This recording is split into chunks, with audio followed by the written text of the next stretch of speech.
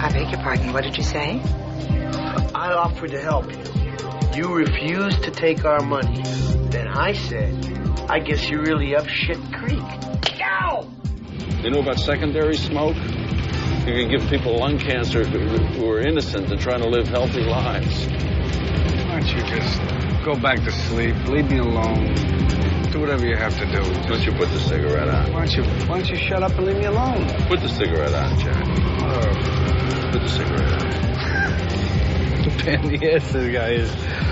Thought you were putting it out. No, I'm not putting it out. There's my grandpa. Thank you.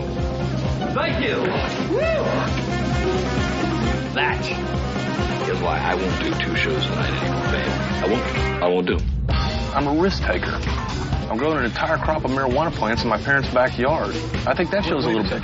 You're growing an entire crop of marijuana in your backyard? Hello, Mr. Fancy Pants. I got news for you, pal. You ain't leading but 2 things right now. Jack and shit. And Jack left town.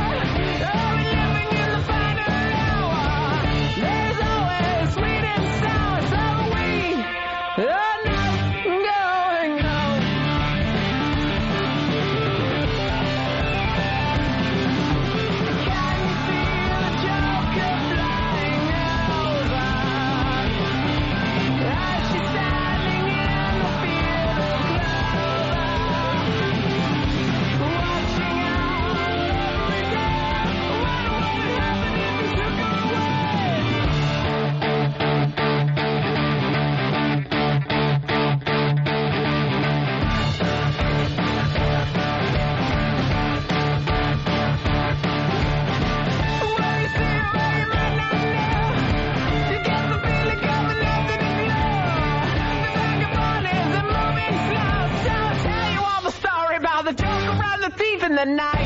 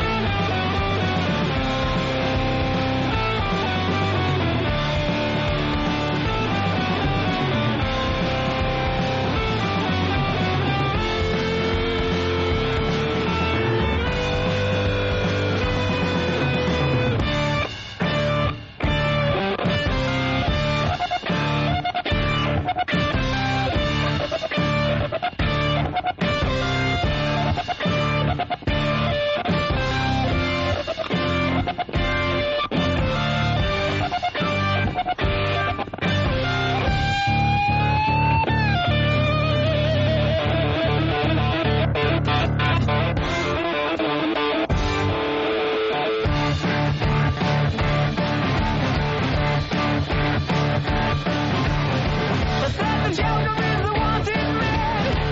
Makes your way across the land. Seems sifting through the sand. So I'll tell you all the story about the Joker and the thief. I said I'll tell you all the story about the Joker and the thief. I said I'll tell you all about the Joker and the thief in the night.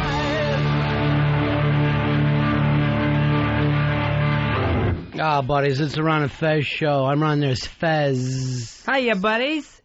Here's Richard all ready to start off. Richard, you're on Ron and Fez. How you doing, buddy? Ronnie, I'm upset. I must have missed Wolfmother on David Letterman last night. Otherwise, Earl wouldn't be so behind the curve, you know? I think what Earl actually ended up doing was seeing the trailer to Jackass. So as soon as he sees the trailer to Jackass, suddenly he's got an idea for the opening of the show. It's amazing how much TV influences his music. Yeah, that's true. You found me out. You are TV on the radio. As a producer, it's exactly who you are. All right, Ron and Fez show. Fezzy, good mood today? You should get watch all your new autumn TV shows the way you wanted to last night? As it's premiere week, I checked out Jericho on CBS, starring Skeet Ulrich. The guy from WWE finally has his own show? No, it's Skeet Ulrich is who it is. Skeet Ulrich? Give me a calendar. What year is this? Is it 93? So I thought this is going to be my new favorite show of the year. It's nuclear bombs are going off across the country. What kind of bombs? Nuclear. Nuclear. And this small Kansas town has to deal with it. So I watched this thing. What a piece of crap. It was just awful. I didn't get enough of, what was going on in the country that these nuclear bombs were going off. Also... Well, isn't that the whole point? Like, they don't know what happened or if they're the only survivors. I thought that was it. Just suddenly they were cut off. Yeah, they're cut off, but for some reason, I thought like their cars wouldn't work because of the fallout or something like that. They're driving all over the place. There's no reason why they can't leave this town to find out what's going on. Everyone, all of a sudden, is just able to make these great, I believe in the people of this town, speeches. So none of it's realistic. Major Dad stars as the mayor, and it's a small town where everybody knows each other, and yet he's treated like Bloomberg or Giuliani. He's Mr. Mayor, and they're taking him around. You don't think it's going to last, huh? No, I don't think so. I thought it was dull. I thought it was very unbelievable. Your Ellen is in big trouble. I was reading going up against Oprah here in New York City. Yeah, in New York City, they had their head-to-head competition. Oprah beat her in the ratings, 5 times the ratings of Ellen DeGeneres. Wow. I think even Judge Judy beat Ellen. Really? Yeah. So she's done. So she's just at the bottom of the pile, and I know she's supposed to go up against Oprah in both New York and L.A. Hey, Isaac, you're on Ron and Fez. Hey, what's up, Ronnie and Fezzy? Hey, buddy. I watched Jericho last night, too. They lost me when Skeet Ulrich performed the tracheotomy on the bus with the Now, what, a bus couldn't breathe and you had to perform a tracheotomy on it? Yeah, it was terrible. There was a school bus in an accident, and one of the girls... And you had to put a tracheotomy into a bus? No, and one of the little kids on it who got her windpipe crushed when the bus was in the accident. Becky, you're on Ron and Fez. Hey, I just want to agree with Fez that show sucked last night, and I wanted it to be great, and it was so bad. It's so unbelievable. And, they're facing a nuclear war in the United States. That's not bad enough that they're cut off from the rest of the country. Uh-oh, there's a prison bus that's been found alongside of the highway, completely empty, and now there's a busload of killers on the loose outside of Jericho, Kansas. It was the worst. And the kids come over to find Skeet to help them, and he goes running, and by the time they find the bus, it's dark.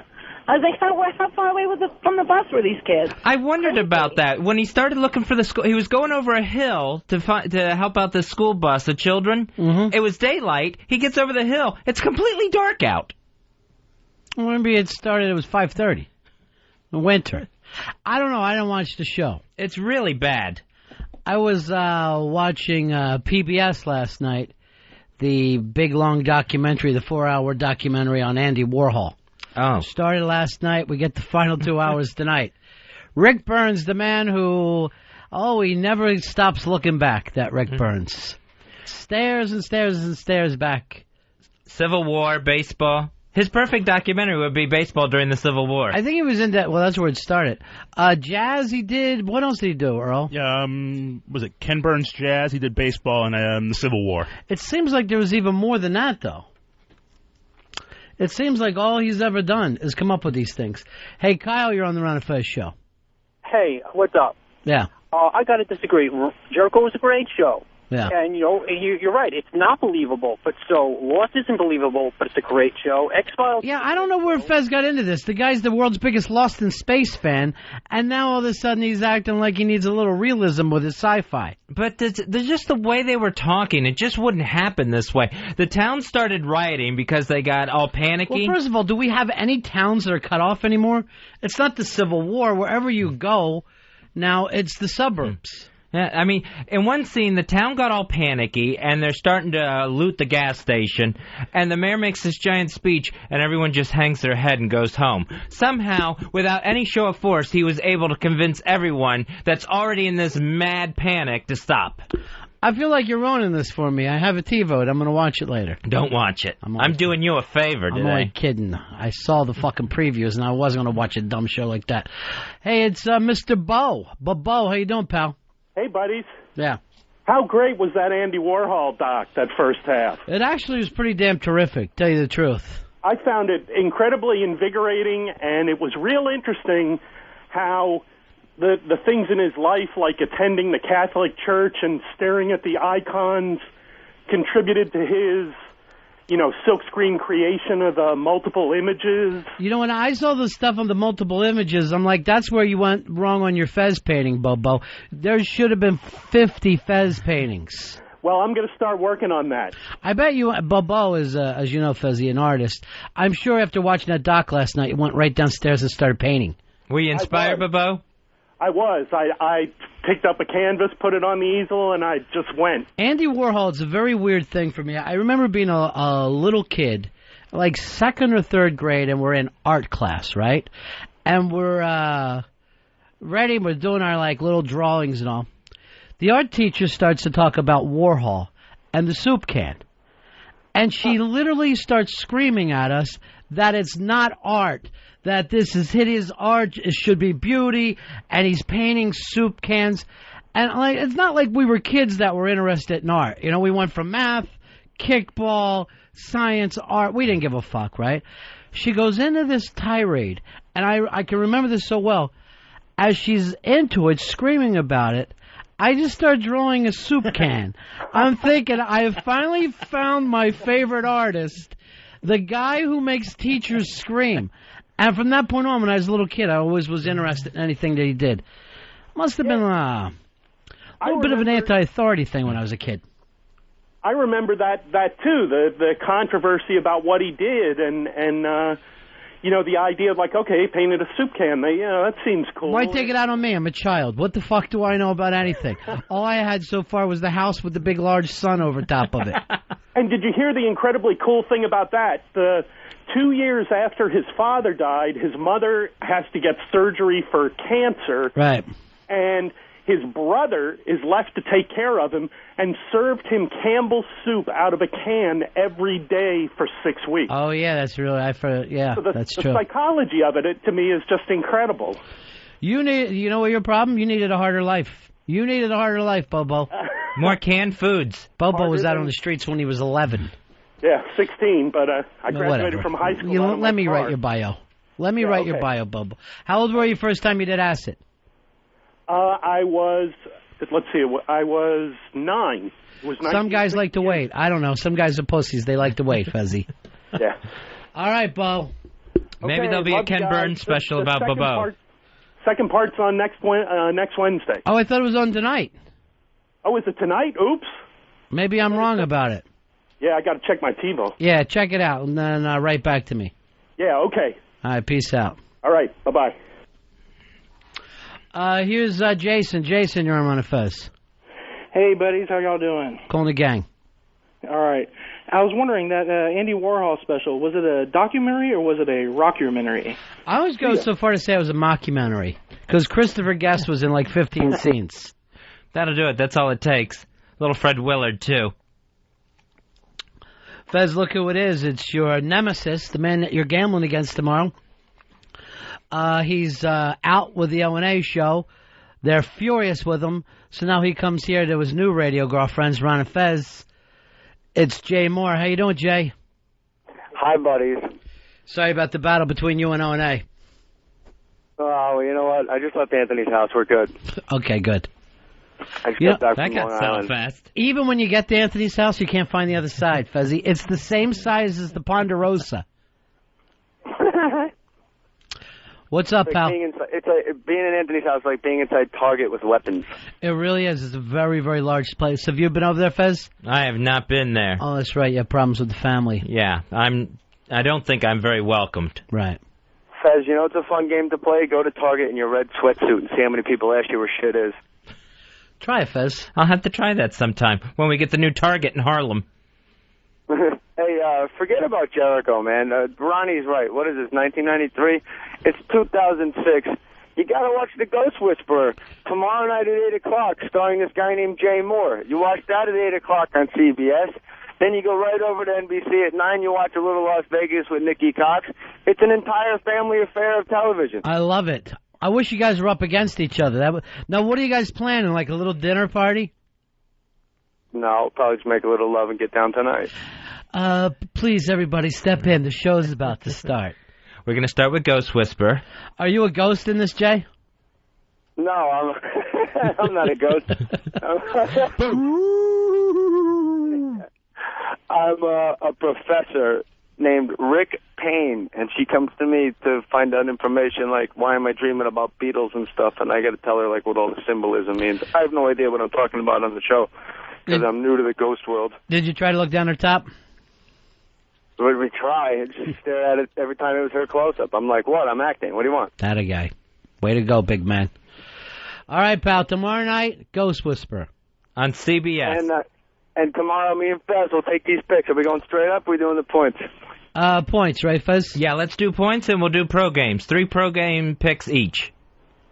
All right, we're picking our 3 locks. Yep, 3 locks. All right, my pal. Prize? All right, bye, Ronnie. Talk to you later. Ghost Whisperer, you going to watch that, Fez? Oh, I'll check that out now. Sure. Yeah, I hadn't watched it before. Now I got a good reason to. You know what you ought to do some night, though, on a Friday? What's that? Leave the house. Just get out a little bit. Why don't you take that new gal out of yours and the spin in the Edsel? I'm sure I've caused more problems now. Why don't you drop the rumble seat and the two of you just go driving around? Because I am in a developing relationship. Yeah. With Don Cumia, Anthony's sister. And I'll tell you what, I mean, I shouldn't have brought it up yesterday. I think I've caused more trouble. Well, she sounded like she was crying when she called. Yeah, so I don't mean to make her upset because I want this to work out. Sure. And, you know, mostly, I mean, my weekends are just full. Ronnie, do you ever think that I'd be the type of guy heading off to flea markets and antique shows and farmers markets? Yeah, all you guys do that. All your crowd. So, a lot of my weekends are taken up now. Why don't you try taking Anthony and Joe and their chicks, all of you climb in together and off you go. That's my dream. That would be the absolute best. That would be my dream. But you can't seem to bridge that, huh? No, I can't break the ice with the family. Yeah. They don't want me around. It's a bad situation. I guess it is. What would you do if you were me? First thing I would do is get an AIDS test. Get that out of the way. I wouldn't even be able to sleep at night. I meant in this situation. Oh, because with Don Cumia, Anthony's sister. Because I think that all the time with you. I'm like, God, he's losing weight for no reason. What would I do? Yeah. Get out of the fantasy world. Stop making shit up. I didn't believe you. I didn't believe Dawn. I don't believe when Anthony brought it up today. I think everyone's just fucking with me. That's where I'm at on it. It'd be nice if my best friend believed in me. The only thing I believe in is that you go to flea markets on the weekend. But I probably think that you go there with some big crocheted satchel and you're buying old shit and sticking it in there. No, I'm getting dragged, kicking and screaming the whole way. Jeez. That's funny. I thought you spent every Saturday and Sunday with Eastside Dave. Well, that's...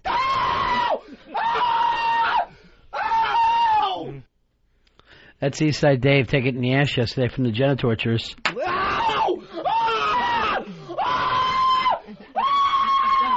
Earl, I want the longer clip where at the end of his scream he breaks into the crazy laughter. Okay. What the hell was that? What is this? Oh, I'm sorry. I'm really nauseous right now. I'm sorry. Why every day are you nauseous? When are you going to the doctor? Tomorrow. During Ghost Whisperer? Go during the show. Take a day off. You have the voice of a vagina right now. Okay. You always think that you're in trouble with me. No, it's not that. I was like mid-dry heave. So. But why are you always mid-dry heave whenever I'm talking to you? I try not to. I try not to. Okay.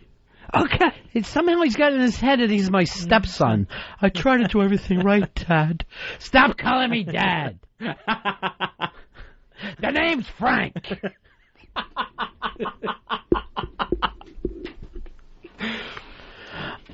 Josh, you're on Ron and Fez.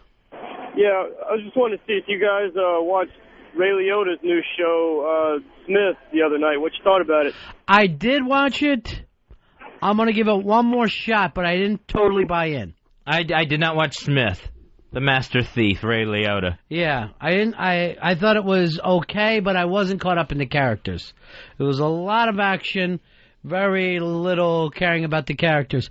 But they're really bad guys. I mean, you're following the bad guys. They're killing innocent people, and I guess you're rooting for them. So Sopranos has changed everything. Oh, also tonight, CSI is making its season premiere. Yeah. Special performance by John Mayer. John Mayer's the first week came in, opening week, number two album out there. Who beat out Continuum? Oh, what do you say beat out? You should be first of all, how many albums come out a week, Earl? Hundreds. Thank you very much. And there's already hundreds out, and the guy comes in number 2. Of course, he's not going to sell as many as the man who's bringing Sexy back. Bringing Sexy Back is the biggest hit song out there, Fez. The Timberlake. Yeah.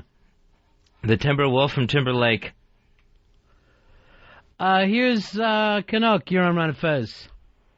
Hi, I was just curious when Earl had his doctor's appointment last week if they did a pregnancy test on him. It sounds like he has morning sickness if he's nauseated every day. No, I am not pregnant. Something's wrong with you, though, Earl.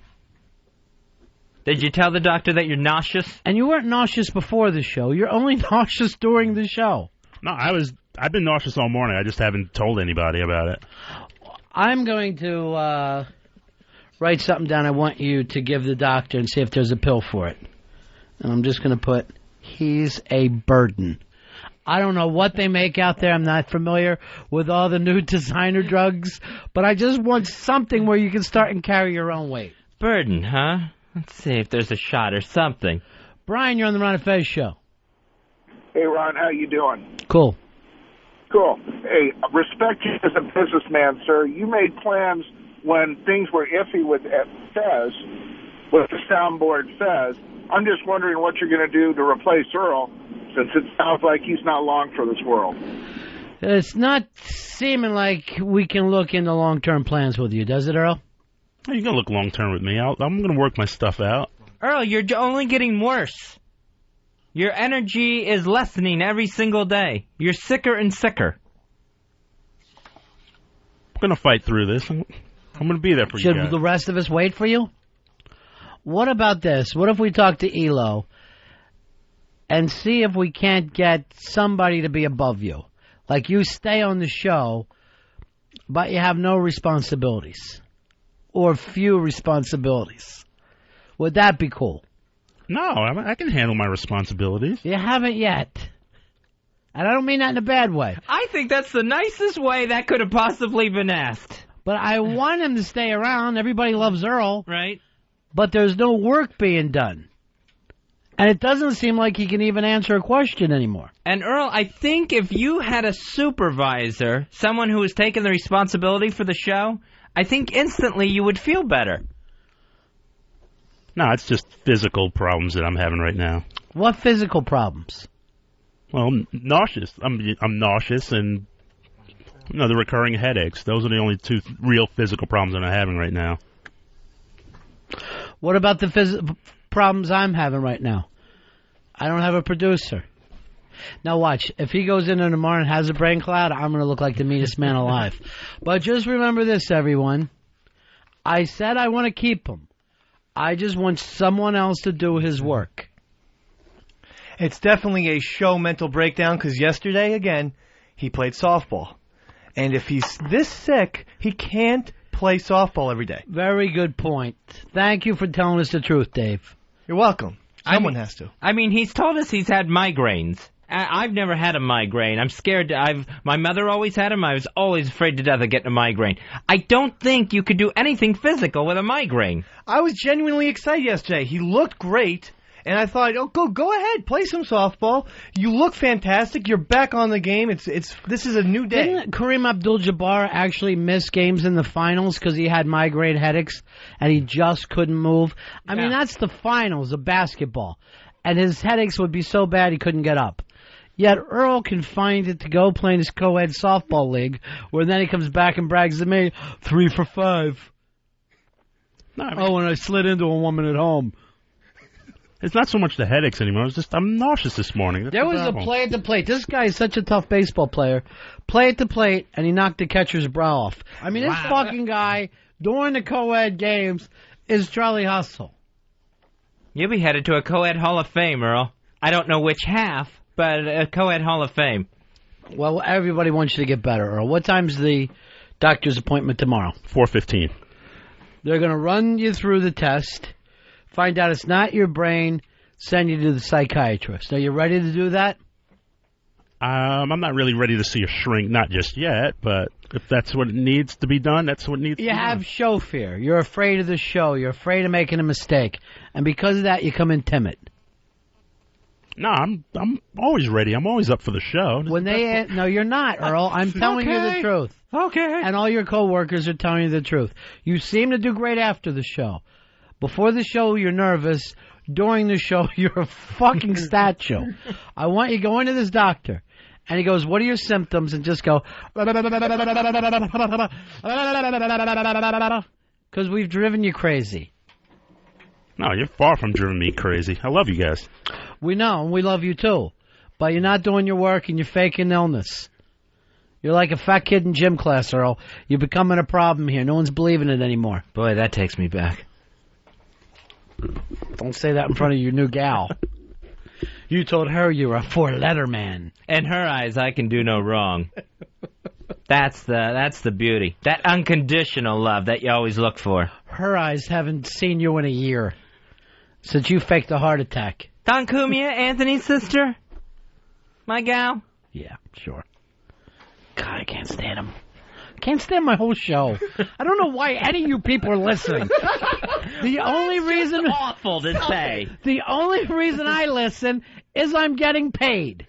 If I wasn't getting paid, I'd have no interest in this thing at all. Zero. I got a liar, a faker, and a guy who takes an animal yesterday like an animal. How do you scream like that after being hit? That was very painful. You almost passed out a couple times. Yeah.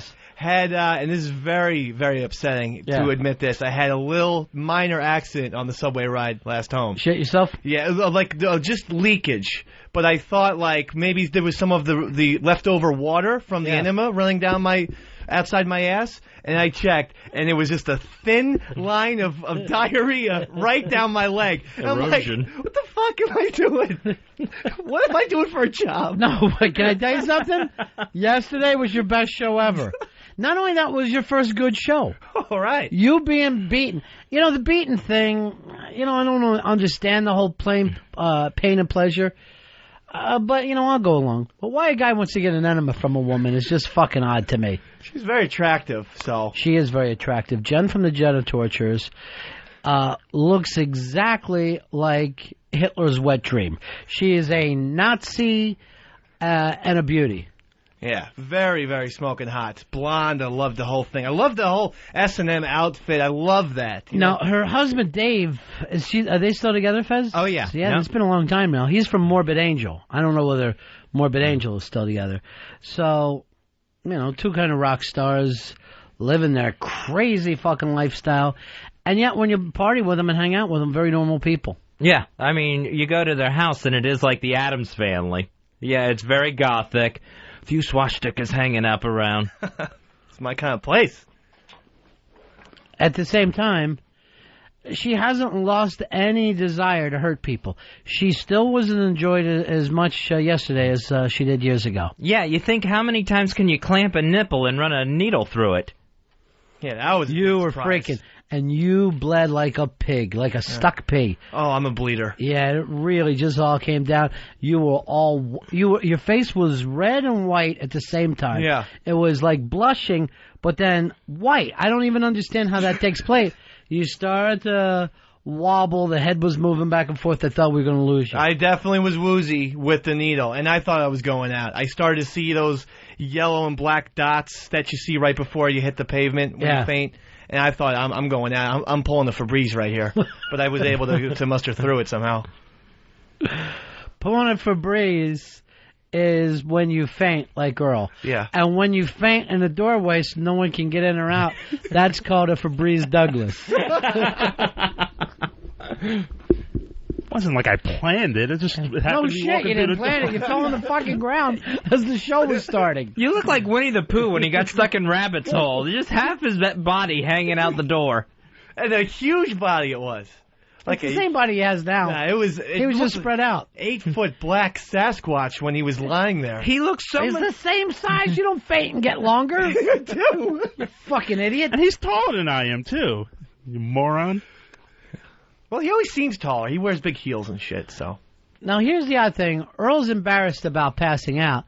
Dave's not embarrassed about shitting himself on the fucking subway. Well, yesterday we were in the office, and it was around 4:30, and he just starts running. Like, I've never seen him run that fast. He just goes, Enema, Enema, and he just starts running towards the bathroom. He goes, I won't make it. It just came. Were you getting turned on by the pain, though, with the crazy laugh you were doing? Yes, that part was, I was totally like, it was so painful, and then so many endorphins, I guess, are running to my head that I had such adrenaline and joy when they were giving me the black man's whip and everything like that. What do you mean black man's whip? I thought that's what they called it, but when they were whipping... The cat of nine tails. Oh, well... When would they ever call it the black man's whip? I thought that's the way they phrased it. But when they were whipping me, I felt pain, but then I felt unbelievable pleasure.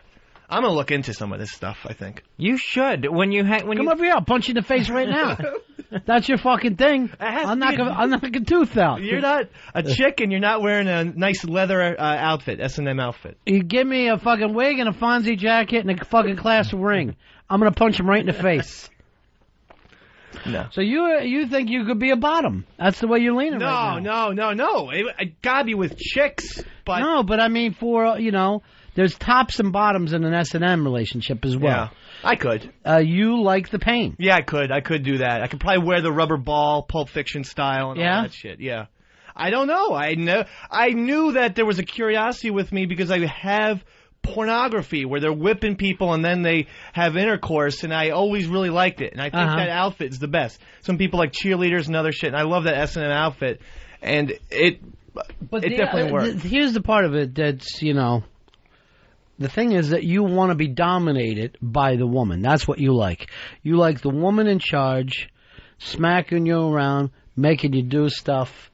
You were fucking loving it yesterday. Yeah, well, I definitely like the aggression that they have and some of the power. Mm-hmm. I'm not saying I would want to submit all power that I have either. Bro, you were fucking leaned over and the woman was blowing fucking stuff up your ass. You submitted more than any man I've ever known in my life.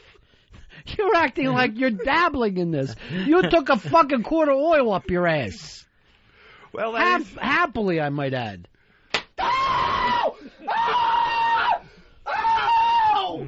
Now, who was that woman screaming? That was Dave.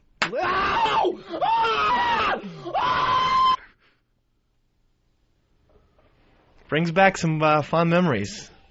Earl, you like the pain thing at all? No, I'm not into it at all. You ever dished any out on the women?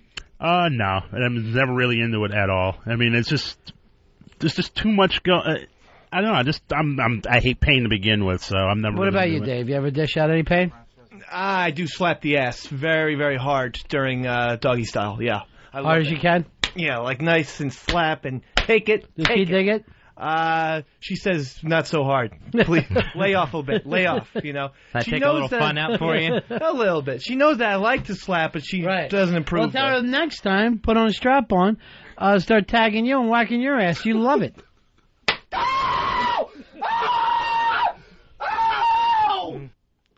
Hey, Peter, you're on Ron and Fez. Hey, good morning, good afternoon, whatever. Hey, I got my chick to take two fingers and fucking wail them up my ass back and forth while she jerks me off. She get Westside to do that to you, Dave. You might like it. Here's the thing, Peter, because I know some chicks go for that, and I have a fucking rule of thumb, whatever turns them on. Whatever the fuck they need. Any fucking woman, while we're banging, is going to fucking try to shove a finger up my ass is going to get headbutted. I will fucking lean back and break her fucking nose right there. Then drag her back to her mother and go, this is what happened. This is why she looks like this. I don't think I could go for penetration, really. I know there. That I know fucking thing went up, that hose went up your ass in a heartbeat yesterday. Right. She didn't even have any fucking no, that's true. cream. She went, poof. It was like your ass sucked it in like a vacuum. But then I paid for it later, so I know some of the consequences. But I definitely would like the whips and chains and whatnot. Here's Owen. Owen, you're on Ron and Fez. Hey, buddies. Yeah. I was going to say, if Dave's willing to wear the Pulp Fiction ball gag, could he do it weekdays between noon and 3? See ya. People are off on you. I say this, it's your own mistake for listening. I'm stepping on you all day today, Fezzy. Go ahead. I think he would still find a way to talk, even if he had the ball gag on. Yeah, I could absolutely do that. You know, stuff like that. He's a ventriloquist. Hey, how come it's ventriloquist week on Letterman and you're not part of it? I sent an email to him, to the Late Show people, no response. Like an idiot, you should have taken Roberto, stood over there at the door, and let him take a fucking picture of you. Oh, I got time. It's Thursday. I can No still do shits. You got time. All you have is time. Get a shirt that says Little David Letterman, put it over fucking Roberto, and off you go. Here's Teabag. Teabag, you're on Ron and Fez. Buddy. Yeah, buddy. I just thought I'd bring up, since Dave likes to paint so much, maybe give us a little cowbell. Wait. Ow! You all right now? You're welcome, Dave. Does that take you back to yesterday? No. No. Rusty. Their equipment wasn't rusty and heavy. This is not rusty either. That's aged. That's a good-looking cowbell. It's very heavy, very sturdy. It hurts, though. Hurts to feel good. There's no sexiness with the cowbell. The edges are sharp on it, too, I think. Earl, how bad was the pain for you yesterday? You took the cat of nine tails off, but then when they got the paddle, you were not digging. The studded paddle, I tapped out immediately. Did you enjoy it at all, though? No, not at all. Not at all. Do you think if they called Dave the Big Cheese, he would have came in his pants yesterday? He was so fucking close. He would have came in his pants and I'd have fucking killed him. I might have killed all of us because of just the shame of what we went through. I might have to Jonestown this entire fucking room. Just stab out our eyes. Don't go all the way at killing us. You know what? I'm always like one of those mothers that's ready to kill all of you before I kill myself. Because I know you're not going to be able to get on. You all starve to death. And then we're all laid out nicely on the bed. I know. What I'll do then is stack you like wood. That always comes up. He killed his family, then stack them like wood in the corner. I don't know why they always say that. If I'm killing someone, I'm probably going to just leave them right where they're at. What if it's loved ones, your children? I'd stack them like a cord of wood over there. That shows love? Well, they're together, yeah. Oh. It's got to show some kind of at least I'm trying to do something right here. I'm trying to put everybody together. I like to put them in funny poses. You know, like maybe pretending make one guy pose as like a pitcher in baseball and another guy's a hitter. And I think posing the corpses would be fun. See, that's why I don't even want a viewing, because I think they fuck around with you. I really do. I think they fucking put party hats on you and they do all kinds of shit. I don't want any part of it. Jameson, you're on Ron and Fez. Hey, do you guys think that get some of that pain pleasure action? Because a lot of that stuff they withstand. It looks like torture, but you got to figure they got to get something out of it, something weird. I don't know. I'm punching out, but Ron, you're a genius. Well, not only that, the Jackass guys, they like pain, then they also like their friends in pain. So, yeah, I find it to be a very homoerotic show. Well, I mean, if you look at most of the stunts, too, they're in their underwear. Someone's been stripped down for something. The midget never has any fucking clothes on. What's his name? Wee Man. Yeah, he's always fucking naked. Yeah, he's a very small, little naked person. I think it's just that there's adrenaline with it. After the pain, you do feel adrenaline. Because that's what I felt yesterday. I never, and I'm not a guy who goes to get, hurt. You want us to start booking S&M chicks for you to come in? Occasionally, yeah. Yeah. Every other day. That's why I have an excuse, because if Claire ever caught me going to an S&M parlor, that's the end You'd end up on the end of S&M. She'd hit you. I don't understand this, too. Yeah. Somehow you line it up like she's your mother. Yeah. Oh, she catches me. Oh, yeah. What's that mean, fucking getting caught?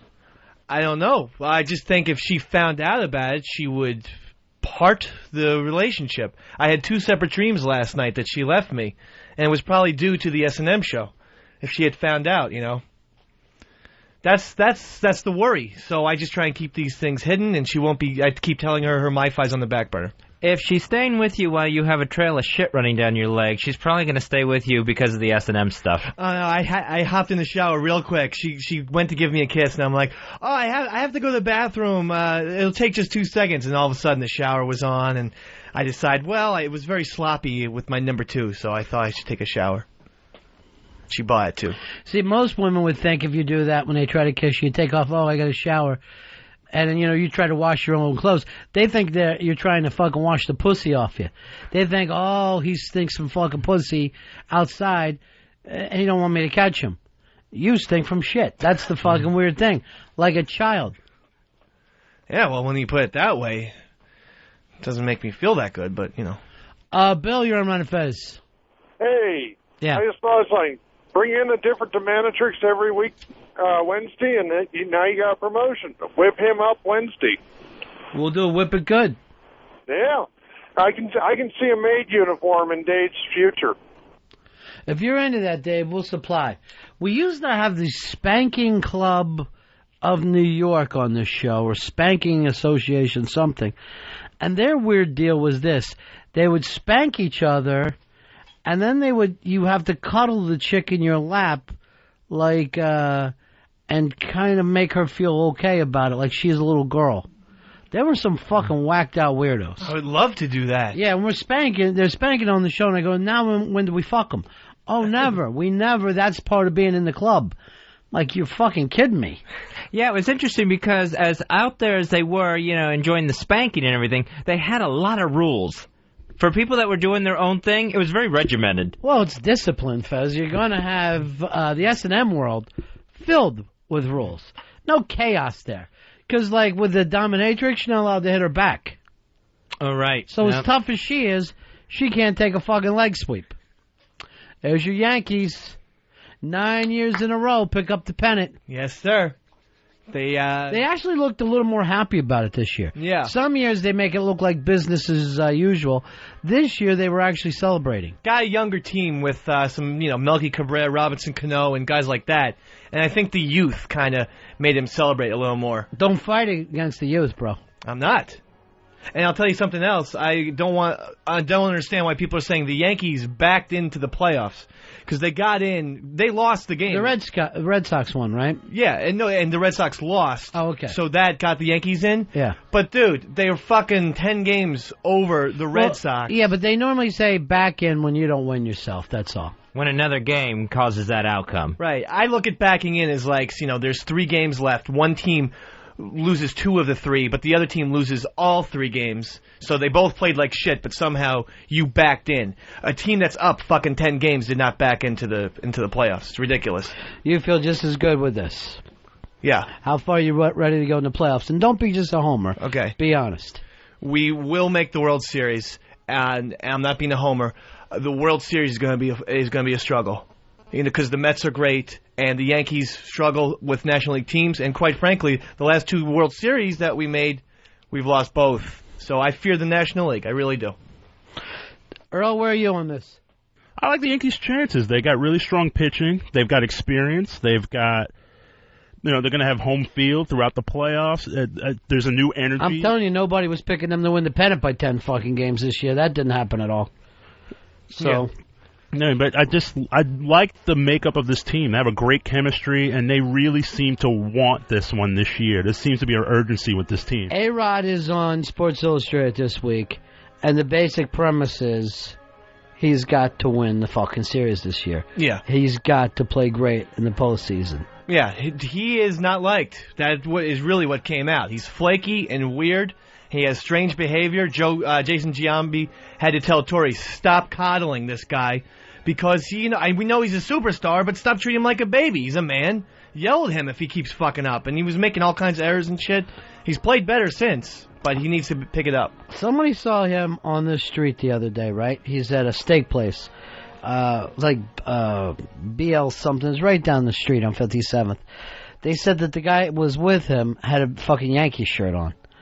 I'm like, if you're going out, you know what I mean, at night, take off the fucking Yankee shirt. He's a weird attention grabber, too, because remember a few weeks ago he was in Central Park sunbathing on a rock, shirtless, like right in the middle of Central Park for everyone to see. First of all, that was spring. It was like the fucking first day of spring. Oh, no. Yeah, it was. Mm-hmm. Earl, remember that? It was like early May? Yeah, it was just as the season was rolling out. Yeah.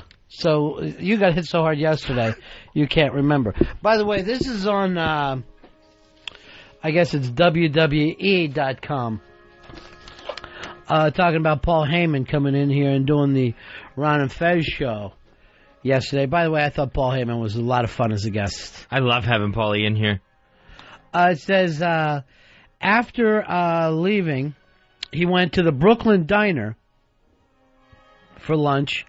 Katie Couric was in there at the same time. Brooklyn Diner's right across the street from us. It's one of the places where Fez blames on his heart attack. Yeah. Ken from Portland gave him too much food. I had a gigantic chicken pot pie there just moments before the heart attack. So it looks like Paulie goes into Brooklyn Diner. There's Katie Couric. He calls the waiter over. Make sure I get her check. He picks up the tab for the woman who, what'd she make, about $22 million a year? Yeah. And he picked up the tab for her. Very nice move. Classy Paul Heyman from ECW. Never thought of that gimmick before in my life. That's hysterical. That's ECW. Extreme Classy Wrestling. Very, very funny. Who else is going into the playoffs here? When are the playoffs starting? Playoffs start October 2nd. Let's call it Rocktober. And just feel like we're, fucking part of the business. And if the playoffs started today, it would be the Yankees, the Twins, and the Detroit Tigers. And the A's. And the A's, on the Oakland A's. How the brackets are going to figure out is depending on where AL Central will finish. Because whoever loses the wild card will play the Yankees. Most likely, I think it would be Yankees versus Yankees, Twins, Tigers, A's would be the two American League matchups. And that would, I think, be fine with the Yankees because they kill the Twins in postseason. It's pinstripe pride. It's the pinstripe train, and it's coming at you. Last week you're yelling blue pride. I'm getting tired of the pride thing from you. How about pinstripe tradition? I don't want any pride. Just talk like a normal person, not like you're running the pep club. He just keeps in his mind any of those little posters they hand out at the game that you're supposed to hold up on TV. He gets those sayings caught in his head. Well, good news, Fezzy. And I was worried that this was not going to happen, but Space Shuttle landed properly. No problems. Everything's safe. Yeah, early this morning, Space Shuttle Atlantis came in for a landing. NASA says they still don't know what those 5 mysterious objects floating around the shuttle were up there. Maybe they had nothing to do with the shuttle, my friend. Yeah. Maybe they were tiny little spaceships sent here from a civilization far away. They said that the first one they spotted looked like a mysterious trash bag just floating in space.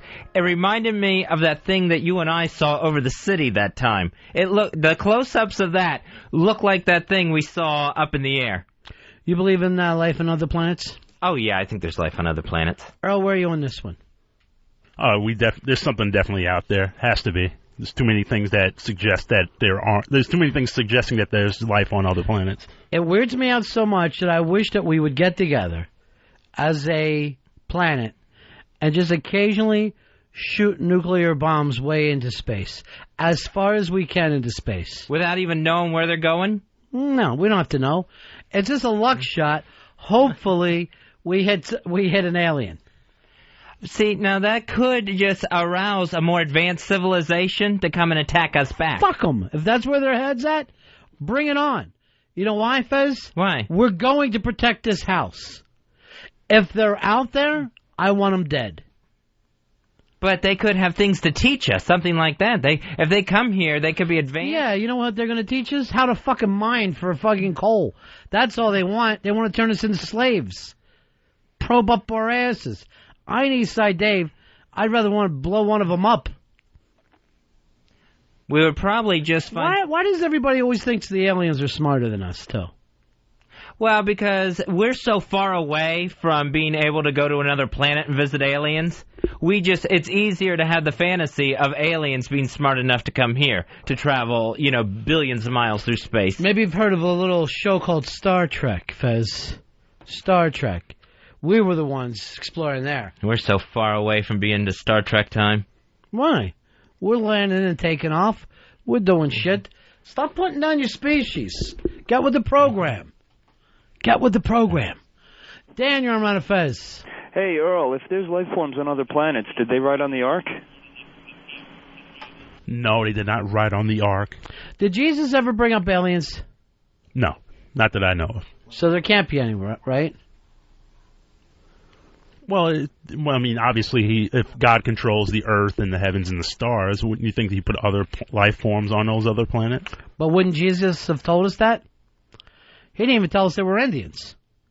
That's what got on my nerves. At the very least, he could have said, by the way, the world is round and there's Indians. He was going to get crucified anyway. He knew that was coming, so there's no reason to keep this information to yourself. I mean, he knew what his end was going to be. There was no other way out off this earth for him. Rick, you're on Ron and Fez. Yeah, Earl, do you think there's baby dinosaurs on other planets? Yes, if there's other life forms, they would have to start somewhere. They would have to be baby ones, yes. Earl, here's another one they found. I know you've got the Earth as 6,000 years old, right? They found a 3-year-old skeleton that they say is from an ape-man species, not exactly human. Right. Ape-man, a real ape-man, as the Kinks put it. 3.3 million years old. A little baby, a little 3-year-old. Aw. And this is a complete skeleton, too. This one is older than Lucy. No, she's only 3. Lucy looks like she's about early 20s. Stone, you're on Ron and Fez. Yes, Ron, I'd like to remind you that a nuclear explosion in space would free General Zod from the planet Krypton and put Earth in peril. I'm going to take that chance. I really am. I don't think one country would disagree with what I'm saying. Just to be sure, we lay some fucking nuclear bombs out there. Just have them orbiting for a while.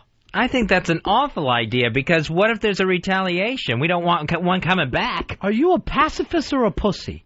Or is there even any difference between the two? No wonder Joe and Aunt don't want you taking out their sister. What if some local thugs try to do anything? Oh, give me your purse. Give them your purse. Well, I'm not giving my fucking money to any aliens. Take it off me, you fucking lizard-faced pricks. But they haven't even come for us yet. What, am I going to wait until they get here? Be better to aim the nukes at them if they were threatening. Not just throw one off willy-nilly into outer space. I'm not saying every nuke that we have, Fez. We've got enough nukes right now to blow up the world 400 times, right? Yeah. Let's take a couple of dozen. Chuck them up there and see if we don't blow up one lizard fucking... Oh, I hate those bastards. I hate any movie that's got a lizard alien. They all gross me out. Jacob, you're on Ron and Fez. Well, if the aliens do come, they're just going to eat us like we're a bunch of fat babies. That's why I hate them. I'd rather blow up the whole shithouse before that happened. The whole damn thing can go down before I sit around and be lunch for those pricks. Rich, you're on Ron and Fez. Yeah, what's going on? Yeah. In the Bible, there's certain passages, like in the book of Genesis, that talk about, well, it's not, it's the book of Job, the book of Revelation. It talks about the living creatures that have the breath of life like mankind. And they're not angels, and they're not humans, and they're not gods. So what are they? They're described I think they're blacks. I think that's what they were talking about when they were talking about blacks. Did they mention blacks in the Bible at all, Earl? Yes, there's a couple of references. Don't say Jesus. Do not bring up black Jesus. Well, he was. Earl, I thought you believed in the Bible. He was a Jew, right? Yes. The only black Jews I ever see are those guys down at Times Square, and they're fucking crazier than you are, Earl. They're out of their mind. He had hair like wool and feet like brass. Here's what I don't understand, Fez. You think that aliens are going to come here, see that they're smarter than us, and try to teach us? Yeah. How come when you see a cow, you don't fucking try to teach a cow the ways of the world? You think I'm smarter than this thing? I wonder what it tastes like on a plate. We have got to protect ourselves, because anything smarter than us will definitely eat us, without a doubt. Here's my good friend Mike, the teacher. How you doing, Mikey? Hey, buddies. How you doing, Ron? Hey, buddy. I'd say yes, definitely there's life elsewhere. The problem is does it rise up to intelligence? Maybe the universe is just full of planets full of algae and amoebas and stuff like that. That still would be pretty impressive. That would actually give me a lot of hope. I got excited. Yeah, absolutely. And we're finding, more Earth-like planets all the time, more sun-like stars, so the odds keep going up. Has it visited us? Yes. Yet, who knows? But, again, they'd have to get intelligence, then also they'd have to get high technology, then they'd also be able to travel. The problem with your plan, Ron, with trying to stop them is we've inadvertently, whether we like it or not, for the last 100 years, we've been sending out radio signals saying, hello, this is Earth, and we got nice, tasty humans on it. And 50 years of TV, we've been sending out signals of what we look like, what we do. And I just imagine what the aliens would think we're like after watching all our TV and stuff like that. Because radio signals just keep traveling on, right? Yeah, theoretically, if you have a big enough antenna, you can hear stuff from the Earth from thousands, even millions of light years away, theoretically. And we've sent out even, there's in Puerto Rico, there's a place called Arecibo with this enormous, enormous bowl that's built into the Earth. We've actually broadcasted and shot out towards stars signals that's saying, yes, we're here, we're human, this is what we look like, we use DNA and carbon and oxygen and stuff. So we've been trying to communicate, and we've also been listening, it's called radio astronomy, for signals from other planets and other stars. We haven't gotten anything yet that sounds intelligent, but it's pretty cool stuff. Thank you, Mike. Also, one last thing, that is a huge, huge find that you were talking about. It's called Australopithecines, that 3.3-million-year-old skeleton. Why is it important? Because it's a very complete skeleton. We can really check out, was this more human or more ape or what? But the fact that it's just so old that we know now that 3 million years ago, things very similar to modern humans are walking around. It's pretty amazing. Thank you very much. Take care, guys. See ya. Fezzy, what if that baby that we see is from apes having sex with humans and a baby being born? Oh, that's kind of creepy to think of. This baby, look at it. They're saying it's an ape man. Yeah. This baby, to me, looks exactly like OJ's kids. Oh, yeah, the ones with Nicole. Mm-hmm. Not the older ones. No. I don't even know those. Justin and Sydney. I don't like to bring up names, Fezzy. You're always name-dropping other names. Well, maybe the aliens know if they're listening to this program. Oh, and if you are listening, I'm going to kill every one of you motherfuckers! Don't say that! They're putting it through some deciphering thing. I don't give a shit what they do. We're sending nukes. Hopefully they don't know what nuke is. You lizard fucking face. Every fucking alien I've ever seen looks like a fucking alligator suitcase. I hate every one of them. And I ain't here to make friends with them. What if they're nice ones? And don't have lizard faces? What if they're like, Superman? Where it's just an entire planet? Yeah, he's fucking nice. You tell that to anybody who ever grabbed a purse. Fucking alien coming down here getting in the way of our business. I'm telling you right now, if I saw someone get mugged and Superman jumps in, I'm going to dive on Superman's alien fucking back and hit him in the face with an ether rag full of fucking kryptonite. I don't like aliens. I'm with our species. And that's all our whole fucking planet. White, black, the fucking untrustworthy Japanese. Everybody together as a family, the way it should be. Star Trek. Phaser in those motherfuckers. One after another. And if we do things my way, Fezzy, right, we can be running this whole galaxy. If you believe. And stop fucking... give me one decent alien in history. E.T.? E.T. I'd have chopped that little prick's head off so quick. He didn't want to cause any trouble. He just wanted to go home. Well, then why didn't he go? What was he even doing here? Stealing our shit.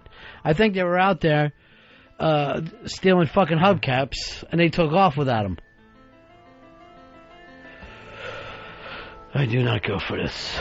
I do not go for it. Let's take a break. Right back. Ron and Fez. Ronnie. Fezzy. The Ron and Fez Show. XM 202.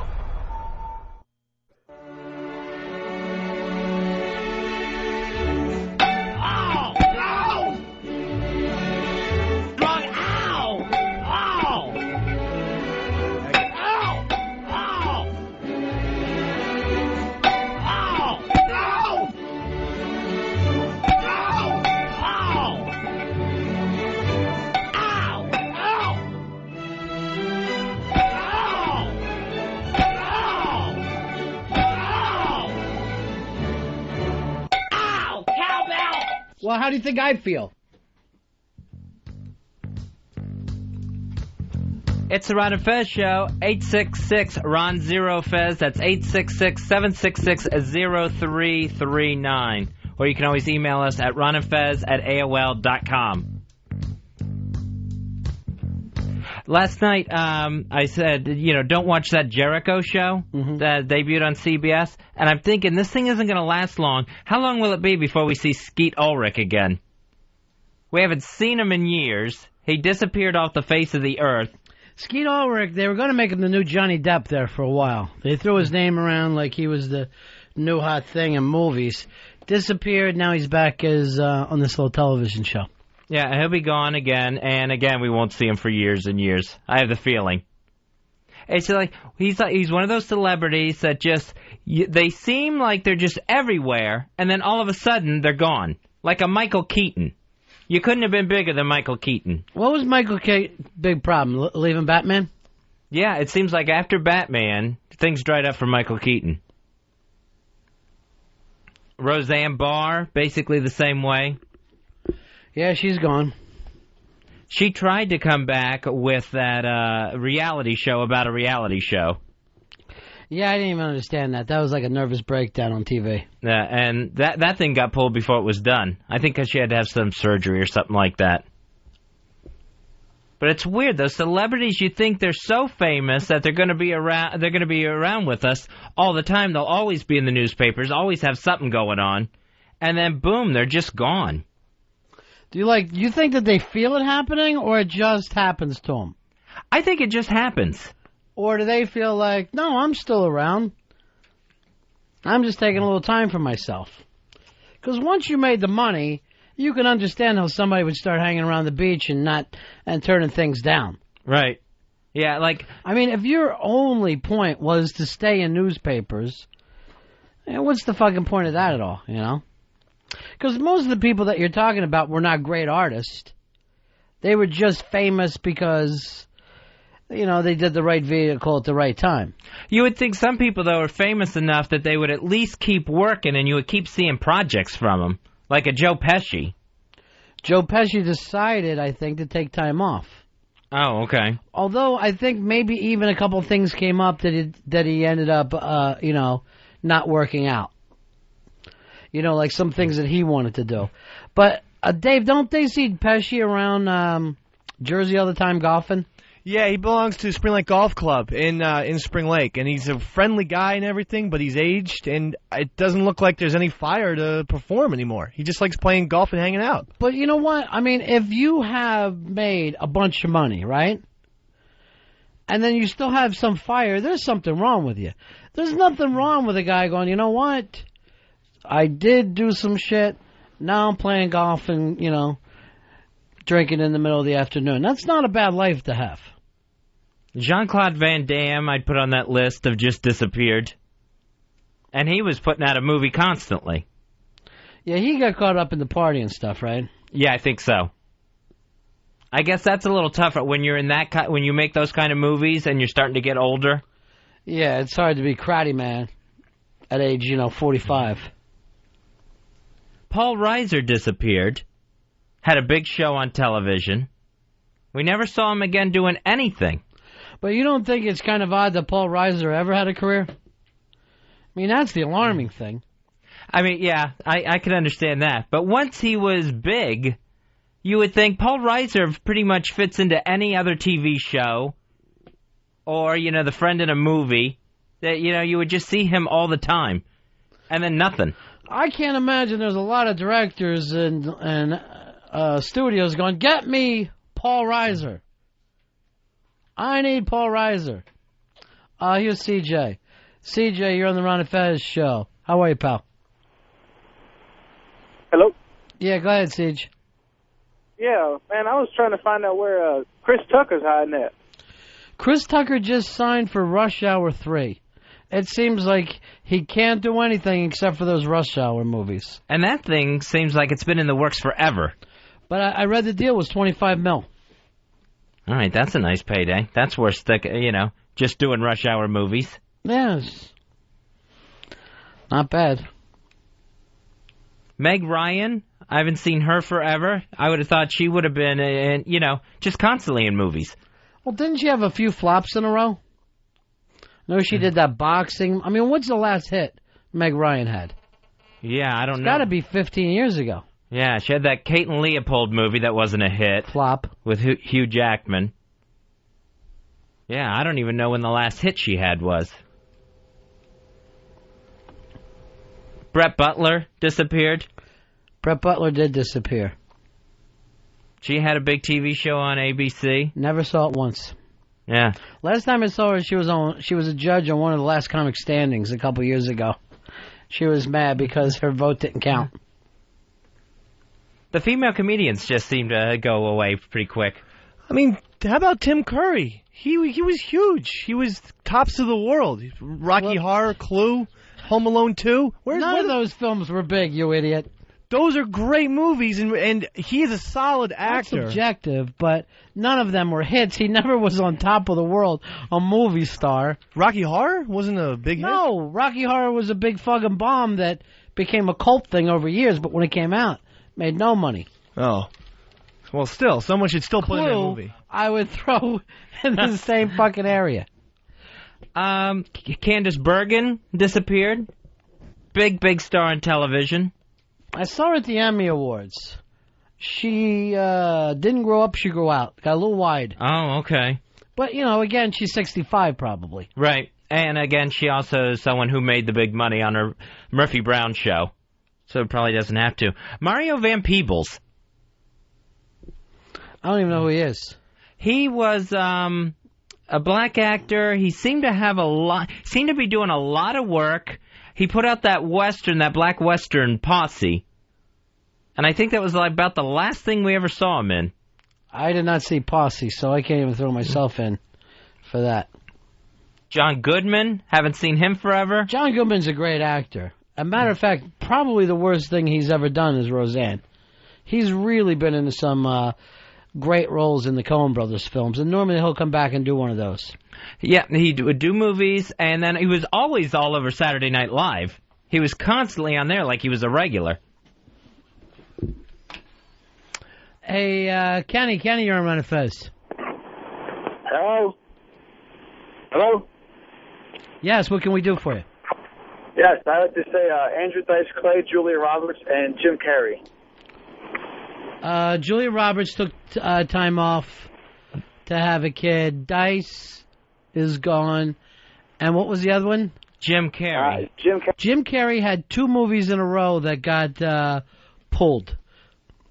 Yeah, he had The Fun with Dick and Jane. I mean films that were set up, and then they ended up putting them in turnaround. Fun with Dick and Jane got made last year. Oh, yeah, that was the last thing I remember seeing him in. Brian, you're on the Ron and Fez show. Yeah, what's up, buddies? I got Goldie Hawn for you. Goldie Hawn is, a grandmother. I don't think there's a lot of roles for women as they get older. Especially someone like Goldie Hawn, where she's like the glamorous grandmother. What else you got there, Fezzy? I was thinking Tracy Chapman. No, I mean to talk about instead of this. Instead of this, anything else on your mind? Rumors are that Michael Jackson is looking to open an amusement park in Ireland with a leprechaun theme. And I'm thinking, all right, we're going to have little children as the leprechauns here. Leprechauns are the same shape as little children. I think we know where Michael's going on this one. Sounds magical to me. Good one. I would love to. Magical leprechauns? What's not to love about them? I get it. I wasn't even trying to do a joke there. I'm saying that it sounds like a very fun little place. It obviously is. Did you do the cowbell bit? Yeah, I did. Very cute. Oh, okay. Thank you. Why do you fuckers walk on eggshells? No. I hadn't heard it before. Okay, thank you. Took everybody getting hit by cowbells, put it to a little song. Yeah, with some help from Fez there. He helped me too, so. I enjoyed it. Thank you. I want to hear it again, as a matter of fact. Earl, give me the cowbell song.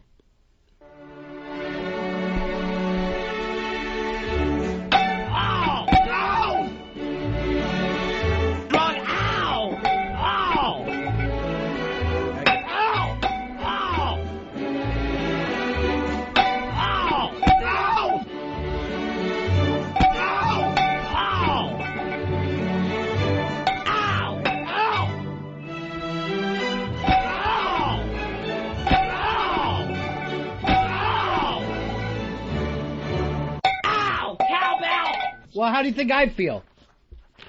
Good news here. If you are a sports fan, Morton Anderson back in the NFL, ladies and gentlemen, 46 years old. Who's the oldest guy that ever played in the NFL? Is that still George Blanda? Yeah, I believe Blanda still holds Eric. He was 48. 48. So Morton Anderson has a real shot at this if he can hold on for a while. Atlanta, no kicking game last week, so... And still won over your team by what, 17? 14-3 is 14. what it was. It seemed like it was bigger, though, didn't it? It totally did. That's the thing that ticked me off. That game was never out of reach, really, except when the Bucs offense was on the field. Yeah, that makes it out of reach, Fuzzy. When your offense doesn't working, the game's out of reach. So they're going to keep their kicker who missed 4 field goals to do kickoffs, and he's also their punter. But it will be Morton Anderson handling the field goals and extra points from now on. You should have a lot of trust in him because he's a solid kicker. Kicked for my Giants too. Yeah, why didn't they keep him if he's so damn solid? Who are your Giants playing this week? Seahawks. Oh, jeez. On the road, they got to go to Seattle. You know, the bluest skies I've ever seen are in Seattle. Really? No, it's an old fucking song. Just trying to fucking re-jumpstart. The first hour felt great. Yeah. First hour felt great. We shouldn't break. We should never break. Just take it to 2:45 We came back with dead air and never picked up from then. Fuck it. So what if there's a half-hour commercials on the back end of the show? Oh, we used to do that occasionally at JFK where they'd be pissed. Just, now we got to catch up. And they would just go on and on. Well, how many fucking commercials were we running an hour there? 20 minutes. 20 minutes out of every hour was commercials at WJFK. Wow. That's insane. What are you going to do? Hey, Rob, you're on Ron and Fez. Yeah, how you doing? I missed a bit there, but I was wondering what happened to Jim J. Bullock. We're too close to comfort and Hollywood Isn't he Squares. dead? I missed that guy. No, Jim J's still alive. I thought for sure he was dead. I thought he was dead, too. I think he's alive. All right, look it up for me, will you, boys? I don't know why. I thought there was a sad Jim J. Bullock story. Yeah, I think he's dead. I don't know why I'm laughing either. Oh, it's odd when you don't know whether a person's dead or alive. He was center square for a while in one of those revamped Hollywood Square things. Never watched it. Just years and years ago. Who's this broad here with the smart girl glasses on CNN? Fucking like her in a big way. She sort of looks like that Rachel Harris who does some Daily Show shit. That blonde with the glasses. I love her look. Oh, you know what? Didn't we almost book her, Earl? Rachel Harris? Yes, we're still working on that. Still working on this 2 months ago. I know, but we're working for some. Why are we struggling with a Rachel Harris? Either you're coming in or you're not. Let's not make a big deal out of it. Yeah, they wanted to do something in October or Rocktober. That sounds stupid the way you say it. Sean, you're on Ron and Fez. Hey, I was just wondering, do you guys know where Brett Butler is now? No idea. He's managing the Lancaster Jethawks. Fez wasn't talking about the ball player. He was talking about the comedian. Man. Yeah, the blonde comedian. Eric, you're on the Ron and Fez show. Hey, what's up, Ron? Hey, Fez. Hey, buddy. I was wondering what happened to Rick Moranis or Catherine O'Hara.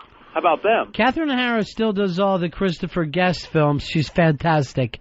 Rick Moranis disappeared. Haven't seen him since Honey, I Blew Up the Kid, I think. I liked him in Little Giants. I thought that was his best, big performance there. Little Giants, solid sports flick. It's because of the Giants? Yeah, it is. And then they ended up winning over the Cowboys? I actually had, this was 5 or 6 years ago. I had a dream, weirdest dream I ever had, that Robert De Niro was raping Catherine O'Hara. By a pool. I swear to God. It was I think I had just watched Cape Fear and one of the Christopher Guest movies. Did you do anything to help? No, I just sat there, sat on a lawn chair and watched. Just jerking. You don't see yourself as a hero, do you? Not particularly. I got involved helping someone out during a rape situation a couple years back. You did? What happened? Guy was raping a woman. One thing they didn't expect is for a hero to be around. And she was kicking and trying to get away. I came over, helped pin her legs back. So you helped the rapist? Yes. Not the rape victim? No, the rapist. During Vietnam War. After that, we shot some kids and burned the village, and we got out of there.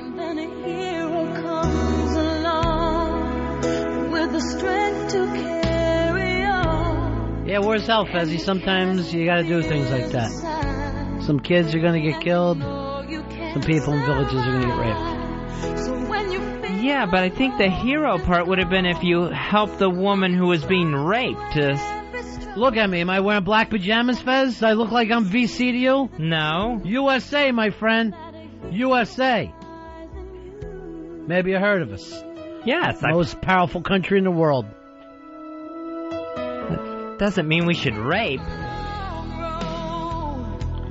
You don't understand war. Some people are going to get raped in war. Why?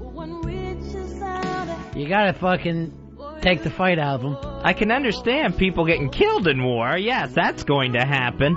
Later, I want to think of her. Maybe she had a little round-eye baby.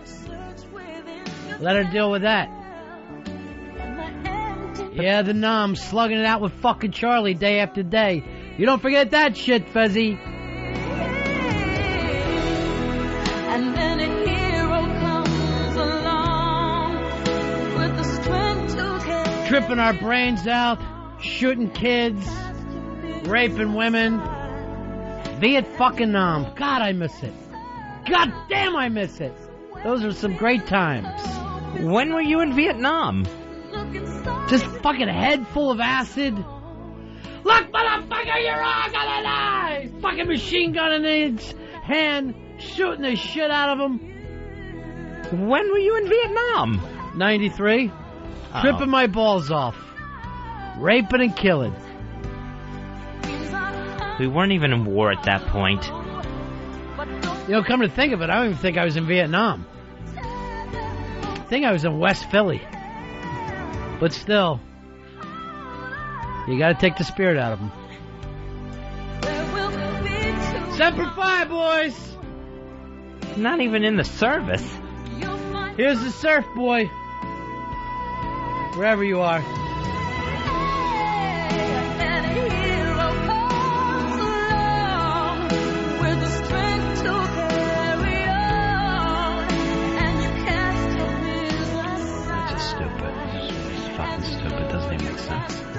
Amazing story. Well, Gather around. I got plenty of them. And then it's off to bed for you, little redhead. Shit yourself and get up those steps. Hey, Dan, you're on Ron and Fez. Hey, what's up, buddies? Yeah. Big ass card holder number 1384. All right, thanks. I just wanted to know, maybe you guys seen Ted Danson anywhere and the rest of the Cheers crew? I saw him when he was doing the Curb Your Enthusiasm show. He's got a new show this fall on ABC. Cheers. He wishes. He's had a lot of TV shows, right? Yeah, he gets plenty of series. This time he's a psychotherapist who doesn't have his own personal life altogether. I love it. Count me in. Now, is he running a bar? No bar in this one. If I was Ted Danson, every time I would try to get the theme song to be "You Should Be Dancing." I just honestly think that people would react to it. Here, you're saying, "Uh-oh, it's 8 o'clock. Our favorite show's on. You should be dancing." It would fit with any of his sitcoms, whether he's the doctor or the barkeep or the psychotherapist. What the fuck is wrong with him? What's wrong with you, Earl? You can't follow a fucking lead. I'm sorry, I had the wrong song. Why? I set you up twice with the fucking Bee Gees gimmick, right? Yes. What the hell is going on over there? I was listening You have to a brain cloud. There's a black fog of tissue running right down the center of your brain. It's very rare. It'll spread at a regular rate. Very destructive. What were you listening to? Old Muni tapes? No, I was listening to something in Q, so I had the right song, but by that time I had missed the line, so... What's he talking about, Fez? I have no idea. Earl has gone quite mad on us over the past 2 weeks, and I don't know if there's any way back from down this road. Earl, take a memo for me, would you? Yes. To Don Wicklund. Dear Don,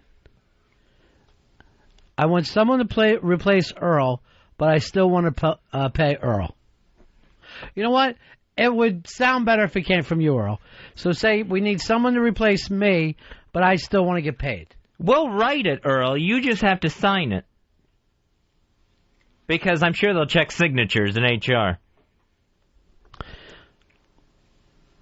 No, I'm sorry. I just got my signals crossed there, and I was listening to something and half heard the line. Old Muni stuff? No, I was listening to this. What were you listening to in Q? The theme from Cheers. What would you have grabbed if you were me and you heard the fucking bit be set up twice? No, but that's the and thing. I was ready to start riffing. When you were talking about Cheers, that's when I was looking for the song and listening to it in Q, and I missed the first line. I missed the line. Mm-hmm. So you still think Cheers was the right song to play? Darren, you're on Ron and Fez.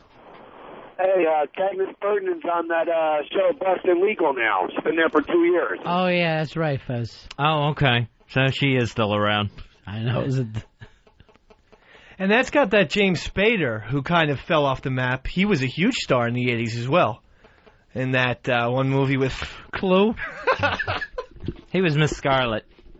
What gets into you? What? You're sitting in the big room today, aren't you? Yes, I am. I'm overseeing some stuff, some papers here, and... Oddly enough, we need you, so stay in your fucking gunner's seat. Okay. That's the fucking position we're in today. All right. Well, I'm happy to be here, Mr. B. I don't want you here, really. Look at this shit spinach just going out. I don't know the next time I'll be able to eat spinach. They've got me so grossed out with the fucking E. coli. Yeah, I think they finally traced it to a California farm. I don't care where it's coming from. How am I going to know when next time I get spinach? You know, Claire still doesn't eat. She will not eat a hamburger for her life because of mad cow disease. And Did she eat a steak? No, she will not eat red meat, and she's a total non-vegetarian. She'll eat pigs and everything. Would she eat a pig's ass? I think so. She eats lamb, but she will not eat any mad cow. I mean, any steaks or hamburgers. I couldn't eat any mad cow either. She's right I there. can get it cheap too. I can get a mad cow burger for like 18 cents. But I don't even think. Man, who's this other blonde now? Fucking CNN is just running hot blondes one after another on TV. That's Linda Stouffer. I have no idea what her story is. I've never seen her before. There's Richard Branson hanging out with Bill Clinton. Rebel billionaires. What is that noise I'm hearing? I don't know what that is. It's not me tapping, I know that. Nick, you're on Ron and Fez. Go ahead, Nick. Got no Nick. Bill O'Reilly claims that the FBI has told him he is on an Al-Qaeda death list. I think we're all on the Al-Qaeda death list. It's America. Yeah. It's the list. Apparently they're targeting our very soft-bellied political talk show host. And he's got to be worried now. What the hell is this sound? Is it this phone? You don't hear it at all, Fez? I only hear it in the headphones. Well, that's where you would hear things. But I mean, if I take the headphones off, I don't hear it in the room. It's usually someone's cell phone when that happens. I mean, you guys sure that... Mine's off. We go by headphones, though. What we hear is what's on the air. Is this getting on the air, Earl? Do you hear it? Yeah, I can hear it very faintly. Oh, Jesus. Yeah, but it usually doesn't. You usually can't hear it on the air. Just it happens in the headphones. What is it? A fucking satellite phone? I don't know. Maybe it's the aliens fucking with us after I went off on them a little while ago. Keep it up, you pricks! It's all coming down. I would not tempt the aliens whatsoever. You seem like you've joined them. You know what you remind me of, Fez? Like those people who would not stop the Nazis. Oh, maybe we shouldn't say anything. Let's all just go to the ghetto where they want us to live. Well, the fucking aliens will do the same shit. Well, if the Nazis hadn't invaded anybody, we probably shouldn't had no need to stop them. Still killed millions of Jews. I have never heard anyone come out pro-Nazi in my life. All right, that probably came out wrong. No, it came out right. It comes out as a guy attempting to dodge a fight. But if they weren't threatening anybody, including in their own country... You ever hear of the Night of the Long Knives, my friend? No. There would be no fucking Nazis without it. The Night of the Long Knives, Earl. That's when it's all coming down. Sleep tight, big man. Sleep tight. Good comeback, Earl. I appreciate it. I like the interaction between me and you. It's chemistry. Tiger Woods, he's angry at an Irish magazine that's published pornographic pictures and falsely said they were his wife. He said he's very disappointed as he's headed there for the Ryder Cup. Is he going to sue him? I don't know. I don't think he's going to sue him. He's saying that this is unacceptable. So I don't know what he intends to do about it from there. I saw these pictures years ago going around as Tiger Woods' chick before they were even married. And these are just cut and paste jobs? No. It's a beautiful Swedish chick. His wife's a beautiful Swedish chick, but this one is naked. Oh, okay. And I'm telling you, you would not complain if anyone said this was your chick. No, but it's not his woman, so that he has every right. You should sue the fuck out of him. And their whole little excuse of, we were satirizing how tabloid magazines just take information and put it out with any repercussions. That's what the magazine's defense was. Smart idea. Hit the satire thing. Yeah. They'll never be able to get you on satire. Now, this year, the Riders Cup, they always have a different theme, Fez. Uh-huh. This year, it's Riders on the Storm, which I think is witty. That should help. I think that's going to have a lot more interest in the Ryder Cup this year. Dave, you're on Ron and Fez. Hey, Miss Unconscious Earl. Me too. Hey, Dave's girl, she won't eat red meat, but she will gobble chef's meat. Wow. Damn. They never forget that, do they, big man? One day, huh? Could we go one day with that there? Thank you. Just stating her meal. Wait, what? The fuck I don't know. is wrong with you? So the caveman got it back into my head. I forgot to use adjectives. Hey, Kind Bud, you're on Ron and Fez. What up, Willie Mays? Willie Mays not here. He does the You're early the man, Ron. Hey, have you noticed how Fez is trying to kiss up to Anthony to get Don's approval with his new Nazi-loving comments? Yeah, I'm starting to pick up on that a little bit. Like the Nazis did nothing wrong. I'm just trying to help out in a situation that needs a lot of help here. I'm in love with Don Cumia, Anthony's sister. So by going pro-Nazi, that's how it helps. Well, I'm just saying I want to get together with them somehow, find some common ground somewhere.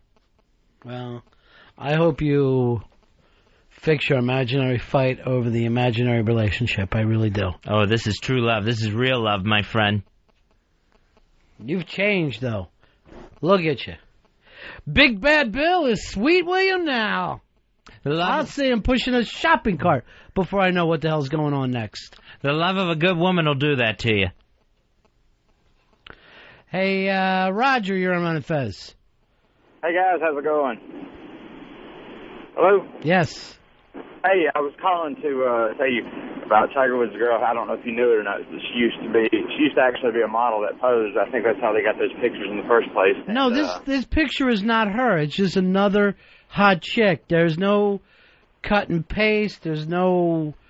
It's not really his wife. It's just some beautiful Swedish chick who's naked. And I guess they look somewhat alike. Yeah, a little bit. Tiger's wife did pose for bikini pictures. That's it, though. Just bikini pictures back a few years ago. These pictures, she's totally naked. Totally nude. Have you seen them? Pornographic pictures, yes. No, they're not pornographic. They're just nudes. There's tits.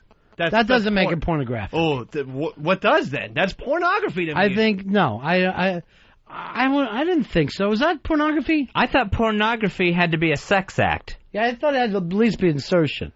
Earl, what's the actual thing for pornography? I believe sex has to be some type of sexual activity involved. But let's go to this. Would you ever consider Playboy porn? Was that considered porn? Yeah, I guess that would be considered a porn magazine. I don't think so. I think it would be adult, but I don't think it's porn. That would be like saying any movie that has tits in it is porn. Would Porky's be porn? No. No. But with Playboy, you're thinking about sexual acts when looking at these girls. You're thinking about touching yourself in naughty areas. That's pornography to me. Naughty areas. What are you, a fucking infant? Your cock. You're thinking of rubbing your cock. That's porn. Anything that gets you sexually stimulated. All right, let's suppose this. Some guys can look at fucking children in a playground and jerk off to it. It's child porn. That makes kids playing porn. Well, no, you're the fucking one that sees the world this way. You're the sick prick. Well, no, but the point is, those guys are fucked up. I'm just talking, if you see a woman's tits and butt. You're fucked up. I saw you yesterday. Get smacked with a fucking paddle and you couldn't have been any happier. I was absolutely ecstatic, but I know the definition of pornography. Are you telling me any movie that has tits in it is a porn movie? No, I'm not going to say... Thank you. All right, now what would be the difference between film and a magazine? Things in print are different. There are different rules for different mediums. There's no rule. There are different things. Ron, you can't print the F word in the newspaper, right? Right. But you can print the F word, say, in Rolling Stone magazine, so it's still not going to make Rolling Stone porn. Well, first of all, you can print the F word in the newspaper. They choose not to, right? Yeah. Because children pick up those papers, and they're sold openly to the public. Right. Well, I mean, I don't know what where I was going. I with say that there are adult things, but I don't think it makes it porn. I think Playboy even says on their cover of their magazine, adult entertainment. We're not porn. This is what it says in the front. What if she's touching herself? I mean, all more power to her. Enjoy, honey. Enjoy. I've seen like Playboy where she has the breast cupped a little bit with her left hand. What's your point there? I've seen a baby sucking on a tit. Does that make it porn? No, but if a chick is touching herself with her hand, it's pornography. Come on, a tit is not porn. Porn on a woman is if you see the brown of an asshole or potentially the spreading of a pussy lip. And if you happen, Fez, if you're looking at some male pictures, if maybe he's squeezing his hard cock, then that begins to be porn, but not just the flailing, hanging penis or a nice tits or a breast or a nice crease in an ass on a girl. That's not porn. Yeah, I gotta agree there. I just thought of it while he was speaking. You know what Playboy is? Softcore pornography. But the key is pornography is in it. It's softcore, but it's porn. I guarantee you it's not sold that way as softcore porn. It is. It is. And I would say Porky's is softcore porn. And shouldn't be shown to some children. It's a fucking R rating. Well, I hope it's taken away from children immediately. Cyrus, you're on Ron and Fez. Hey, what's up? Yeah. Yeah, Dave, do you walk around the museum calling everything porn because it has a tit or something in it? According to Congress, it has to be appealing to the prurient interests and involve some kind of nudity or sexual act. Yeah, I mean, when there's an art, I can see an artistic value in something, but in Playboy, there's no art. It's just a glossy photograph. Well, a chick first on of all, in Playboy, you're fucking getting articles, you're getting interviews. Right, but at the you're getting critiques of film, music. But most people buy it for the How do sex you know? shots. How do you fucking know? I know I know how the average Joe thinks. I know the common The pulse average of America. Joe doesn't fucking read Playboy. They have a highly respected sports section too. They always have the NCAA polls and everything. They have a big college football preview. Listen to Earl protecting the porn. Well, remember he goes downtown for his porn, and then lies about it. James, you're on Ron and Fez. I don't remember because I don't try to look back at a small throwaway break from fucking 3 days ago. Okay. Hi, you're on Ron and Fez. Let me go back again. Here is James. James, you're on Ron and Fez. 3309. So I think the idea is that porn has changed over the years, that when Playboy came out, it was the porn of its time, but now with the advent of the internet and things like that, the idea of porn has changed into more graphic stuff. So, but if it started, but the point is, if it started as porn, then it still is porn. I mean, rock and roll has evolved from Chuck Berry, but you're not going to say Chuck Berry doesn't play rock and roll anymore. No one even knows what you're talking about. Everything evolves, and I understand that there are levels to stuff, but there are more levels of pornography, hardcore levels. You told us that Porky's is porn. I think it is. Under your theory, Dave, like a Victoria's Secret catalog would be porn. No, I need nipples. People jack off to it. Just what you need doesn't matter. People do jack to it. No, if there's clothing covering up stuff, I don't think it's porn. All right, here is the problem here. Because it is tough to say what pornography is. Here's what we got from the dictionary.com.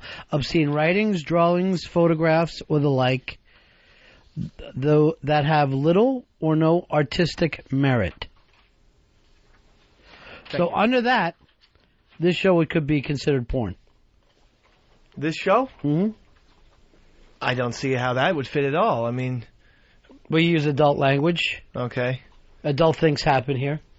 Right, but there's very little sexual stuff, I think, going on in the show. You took an enema up the ass yesterday from two Nazi women. Yeah, I forgot about that.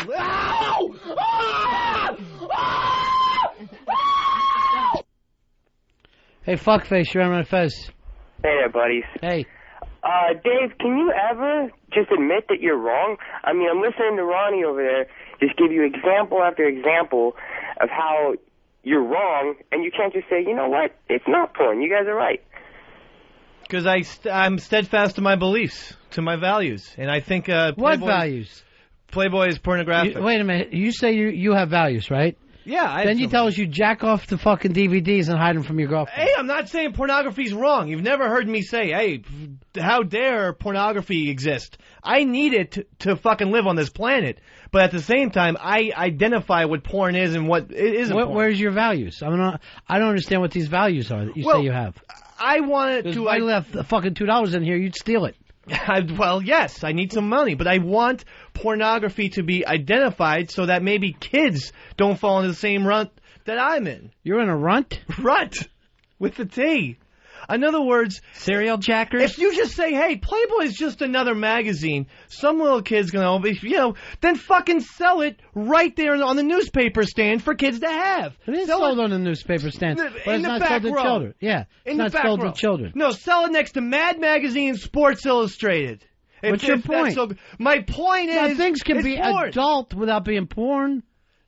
No, Let they me tell can't. you, if I'm in a fucking hotel, right? And I'm at the porn channel, I'm paying my $10.95, and Porky's pops up, I'm fucking furious. You know why? I didn't get porn. Hey, Scooter, you're on Ron and Fez. Hey, how you doing today? Yeah. Hey, By the way, Dave, you're a moron. The U.S. military on post is you're unauthorized to sell any type of pornography anymore, but the Supreme Court ruled that Playboy is not pornography. It is actually an art form, therefore it's allowed to be sold on U.S. military installations. Thank you very much. Maybe you want to go against the U.S. Supreme Court. They're not. They're going to give the soldiers a few crumbs to keep them hungry before they ship them out to war. And I'm all for that, by the way. What is your point? My point is the Supreme Court is wrong. They fucking made a lot of mistakes over the years. Well, it might be a mistake, but it's what is the law, Dave. You know what their biggest mistake was? What? Letting the fucking Irish in this country. You stuttering prick. I don't think that was up to them. Can I just make one more point? Yes, go ahead. That's the point. I feel like we'll drive it home.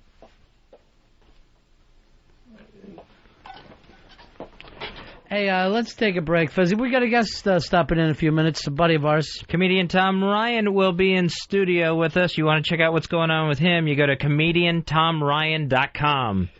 Big Tom Ryan, Fuzzy, fist like kegs. Oh, he's a fighter, he is. And he'll be in the studio coming up. Take a break. We're right back. Ron and Fez. The Ron and Fez Show. XM 202.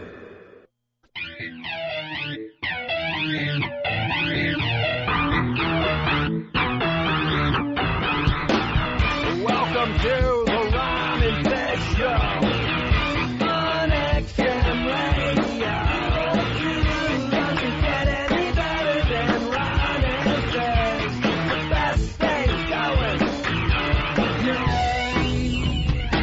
I got a fever, and the only prescription is more cowbell. Outer space satellites blowing up nationwide. Boom goes the dynamite. Welcome to the Ron and Fez Show. Welcome to the Ron and Fez Show. Welcome to the Ron and Fez Show. Welcome to the Ron and Fez Show. Yeah, it's the Ron and Fez Show, and we're back. Fezzy. The comedian Tom Ryan has stopped in to see us today. We haven't seen him in a long time. Tommy, how long were you out in L.A.? I was out there, and very nice to be here, too, by the way. I was out in L.A. for 6 years after living in Florida for about 15 years. Yeah. And then I moved here because there's about 10 minutes of stage time per month in L.A. Is that right? And here there's about 10 minutes of stage time per half hour. Just there's a little more. It's a little more open for you. Oh, it's unbelievable. The scene here, I kind of got stuck out there thinking I wanted to be a writer, and then I'm out there living, realizing I don't want to be a writer. Now, did you hand in any stuff? Did you work in any shows? Not really. I did a lot of freelance writing for other comics, and then I submitted to some shows. Never really went anywhere. But I find script writing very tedious, and I love doing stand-up. So after a while, the older you get, you realize, you know what? Do what you enjoy. Right. And so I moved here. And so you done Letterman, right? Letterman, well, that's what happened. As soon as I moved to L.A., I got the Letterman show, so everything changed. And and suddenly I realized, wow, stand-up's taken off again, so I should be in New York. But it took me about 5 more years to finally make the move. So you've done Letterman twice? Twice, and then got bumped a third time. Because he talked to Maureen Dowd too long. God damn, she looked good that night. I was watching, too. Is that right? Yeah. She's not exactly chatty, though. Well, you know, I watched your first set. Imagine that. Yeah. She was that night. I watched your first set. It was nervous wreck for you, but you killed. Thanks. You slayed. That was fun. Our friends O&A just did it the other night. It's got to be the most nerve-wracking thing in the world to do Letterman. It was a month of nerves, and it's not about, will the material work? I mean, the guy who books the show, Eddie Brill, you know Eddie. Yeah. He goes, the day of the show, he said, the best comedy club audience in the country tonight is that studio audience. It's not that you're freaking out about. I'm worried about having literally a complete meltdown. Right. When I walk out there. And being unable to speak, and then they cut back to Letterman. Hey, that was Tom Ryan. We'll be right back in this awkward pause. And who was the guy that just ran stage right out? And then it would be talked about for years. I don't know what I'm doing here. I can't do it. That's what I was worried about. It's like, did you see that guy have that complete mental breakdown on national TV? Yeah, and it would be the talk of the country, and that would be how I would be defined for the rest of my life. I think that anyone who likes the show business history kind of sees Letterman as that link I all the agree. way back, you know? It's the show that every comic wants to do. Not that many comics get to do it. It was a thrill beyond belief to have done it. And it went well. The first one went really well. And Yeah. I even got to do Couch Time. And Killed There. It went great. Yeah. I have it on tape. You know, Letterman laughed at one of my jokes. I mean, it was saw it. pretty cool. And I know. And I gotta tell you the truth. The night I'm watching, I'm like very fucking nervous That's before great. you went out, knowing that you were thinking every fucking thing that you were thinking. I was thinking for you too. Yeah, what put me at ease, and I wrote not to plug my website again, but I wrote a bunch of articles for the guys at SheckyMagazine.com. Do you follow them? They had me writing articles for a while, so I wrote an article about the experience of what it's like to do Letterman, and I got more hits and more response and more comics send an email saying, "Man, I got nervous as I was reading the article." So that article is now on my website, but. One of the things that put me at ease was I went into the green room right before going on, and I saw my sister sitting next to and talking to Biff Henderson. Right. So I realized, the world has already gone surreal, so there's nothing to fear here, So that was kind of cool. And So they let your family come and exactly. Because they've got to know that it's got to drive people crazy to do that show. It was a month of literally trying to keep my emotions in check leading up to it. I tend to be lean more towards stage fright side of the continuum. And it was traumatic. And then as soon as I walked out there, and the other thing that put me at ease, I walked to the side of the curtain, and I saw Letterman during the break. I had never seen him before.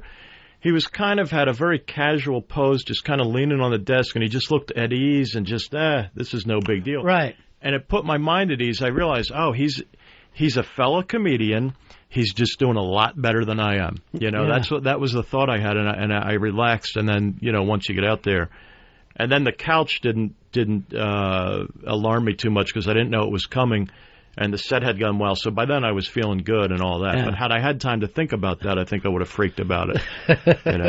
But it was thrilling to have done it. I did it again, and I got bumped a third time, and then didn't get back on, but, who knows? I'm here now, and, I'll take another shot at it, and we'll see what happens. I think it's still on my website. Here's how often I update the website.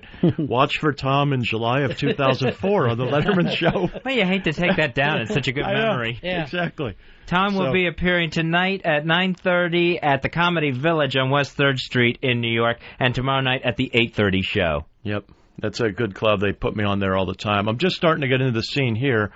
I can walk to about 7 different comedy clubs. I mean, you can't beat that, So I'm here for the stage time. And how often do you go back out on the road? Well, you know what I'm doing? Oddly enough, I'm doing a little bit of clubs on the road. I'm doing what has taken off is the corporate gigs, which a lot of people hate. That seems to be my crowd. They're loaded. I'll take it. I'll take the hits from comedians saying, "You're a sellout, brother." Thank you. I'll gladly you take worked that the hit. corporate thing for a long time, right? Well, about 3 years. I worked for an insurance company. I was in the cubicle, and I love how they're portrayed now on TV. Every white-collar person in America is portrayed as somebody who doesn't do any work and sits around envious of the other guy's chicken sandwich. And he never gets anything. They never do anything. Right. If our economy would completely collapse if that was the reality of, and it might be on the verge. I don't know. I've never worked hard at any job I've ever had. Really? I can never say every job I've ever had of any type. I mean, even now I got my feet up. Yeah. And I will not work hard, and I'll steal from them. That's great. Any place I ever go, I've always stolen. I like it. I've had physical jobs, but always found ways completely out of it, or just to hide. Yeah, while I was at work. I used to do house painting, and that's when I discovered that I have severe ADD because I worked for my 2 brothers, and they would come back into the room and just go, "You're still on the same windowsill. How can you go over it that many times?" Because I would drift and go, "Did I cover that spot yet?" And I realized, all right, physical labor, I don't think I'm going to thrive in it. I better find something else to do. But yeah, exactly. I always find a way. I mean, even today to be here by 2 in the afternoon, I was a little panicky. Like, I hope I don't oversleep. I set my alarm 3 times. You know, I tend to be a late sleeper, and I'm worried, man. I just pictured Bennington on the air. Yeah, it's fucking Ryan. Jesus Christ. Guy hasn't been in. Is that the impression of me? Yeah. Everybody does that thing when standing down bank. It's more of a Dennis Miller thing. Asshole. I just wanted to, you know. I got to be at noon. I got to work at noon every day, and it's still a struggle. Yeah. It's still a struggle. It is. I like to I like to sit up late at night and just, you know, I do all my writing, and I don't even sit down and write that much, but all my kind of new bits come to me at 3 and 4 in the morning when I'm just kind of pacing around, watching TV, doing whatever. Now, have you ever tried to work an overnight job? Maybe that would have been it for you. Like I would have thrived. I already do that. I stay up sometimes till 7 in the morning. It seems to be my rhythm of, you know. You know, you got to figure that it's got to be light somewhere. Maybe you would be better off living in Australia or... I thought about. You know what I want to have? Eventually, an energetic go-getter. Let's go. Exactly. Look at this guy, mate. He's a type A. I want to live. This is the weird thing, and I tell people this, and they think I'm kidding. I want to live 6 months a year in Alaska and 6 months a year in Manhattan, just to get literally the bends every time you reemerge into Manhattan or go back out to Alaska. But there's something appealing about, you know, having enough money to just do nothing and just sit in a cabin in Alaska and, you know, watch for bears and write or whatever. Now, you're from Philly. You live in New York. Last week, Giants-Eggs. Man, you know, after a while you would think we'd develop a thick skin about just crushing the heartbreaking losses. And you never develop the thick skin. That's easily a top 10 loss of all time for Philadelphia, I think. I mean, it was humiliating. My favorite thing to do is to go on the football news groups after a win. You ever watch the news? We made you our little bitch. Bitch. It's all just prison talk in football news groups. Hey, you little panty bitch. You know? Oh, really? You're a guy at a keyboard. Everybody's a tough guy online. Everybody. It's amazing, man. Everybody's a bitch. And then it's all about humiliation and cruelty. And they use their team to inflict cruelty upon the losing team. And the big gloating phrase is the boo-wah-ha-ha-ha. If you do a Google search on boo-wah-ha-ha, the whole internet will collapse. You know, I always I'll get like a hate email, which is real tough. And the guy will be like, Howard Stern makes more money than you. And I'm always like, he makes more money than everybody. That's not a fucking... Unless you're Bill Gates. Right. I don't have a problem with that. You can send that email to just about anybody. Well, that was the email from Gates at Microsoft. That would have got me. That one would have hurt. Yeah, it's amazing. When I got into show business, as you did, and you did, it was pre-internet. That wasn't part of the bargain that you get to hear what everybody thinks about you. Yeah. Because after doing the first Letterman, of course, I had to go on the news group. It was mostly favorable. But there was one guy that said, I have toenail clippings funnier than Tom Ryan. You know? And I still remember that. And I'm like, okay, it was good. And you're like, prove it. No, and then on the second one, I think he lost him at this point. I thought the second one went pretty well, but the same guy, he goes...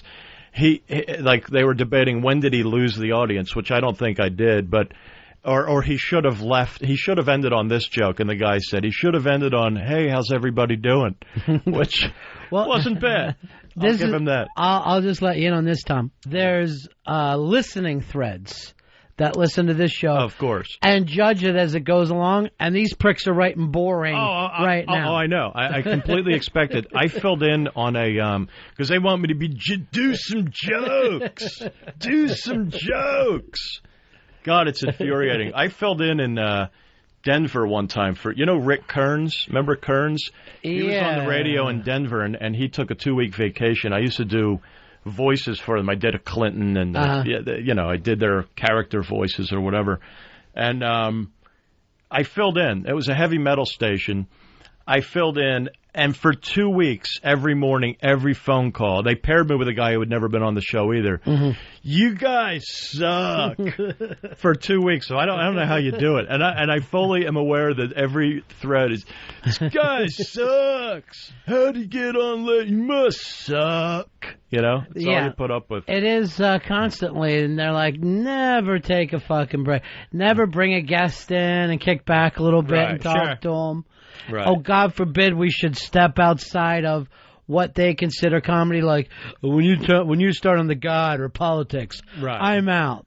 Oh, that's what I wanted to talk about today, too. Sure. I really did. Good. Let's line up those boards. So the war. Yeah. Well, they consider if you talk about the war, that's politics. Right. Yeah. Anything is politics. Right. And it shouldn't be touched. But on the other hand, we can talk about music. We have no right to do that. We have no right to talk about film. Anything that you would talk about on the radio, you're not really an expert in anyway. Of course. You know, it's all opinion. Right. That's what I wanted to talk about, too, was just politics, music, and Armageddon and the Pope. We got them all. That's what I'll cover. So we'll get ready. Just hit copy paste on this guy sucks about 8 times. You grew up a Catholic boy, right? I did. So it's got to be rough for you to see the Pope. Yeah, this little fucking bit. I have no real allegiance to the Catholic Church. I mean, I in a sense, I went till the 8th grade, and I quit going to church when I was 15. So I have no. But I was watching the whole world's going crazy over the fact that the Pope said whatever he said, but basically the Pope was just kind of keeping up with the times. What we have now is an edgy Pope. It is. He's perfect. He's an extreme Pope. X-TREME. Would you say shock Pope? Would shock you go? Pope. Yeah, perfect. That's what. So actually, he's just reaching out to a younger audience that wants to hear about the truth. Well, the weird thing there too is like, when you don't go to church, you can't kind of quit being a Catholic. It's like saying I'm no longer Irish. You know, it's kind of in your background. Hardwired. It's hardwired into you. Yeah, because the guilt aspects are there. Just even when you haven't, and that's a cliche to say. Like even when you haven't done anything, sometimes I'll wake up and just have a feeling of guilt hanging over my head. Like and then I have to untangle what is it? What am I feeling guilty about? And then it just fades. Nothing. Original sin. You're guilty of original sin or whatever. Of being born. Yeah. The fact that never you were should have been born. Do you have original sin in your church, Fez? Yeah, we have that. You're just born into it. You're born into sin. You're already a bad wheel. Nothing you can do about it. Yeah, that's why the baptism is so important. Yeah, you got to have a baptism. Uh-huh. Although you guys never had limbo. No. Where did your unbaptized babies go? Hell? But yeah, I think hell. That's fucking tense. I mean, what about a stillborn? Stillborn goes to hell? Yeah, I believe so. That's amazing. Yeah, because everything was about that baptism. Yeah. You had to, if a baby was sick in the hospital, oh my gosh, someone had to rush down there and make sure that it was baptized. Right. Get in there and baptize. I actually was baptized immediately because I was born into a Catholic church, had the cord around my throat. Wow. And was baptized, given the name Joseph. Uh-huh. So then after I lived, my parents were allowed to name me. But back then, if you were a little boy, you were Joseph. If you were a girl, or Mary. So I'm really, smoking Joe Bennington from Chester, PA. That works. Right. Do I seem more like a Joe? Hey, here comes Joey. I can totally see you as a Joe. And it was a mic cord wrapped around his neck. That's how they knew this man's going to be in radio someday.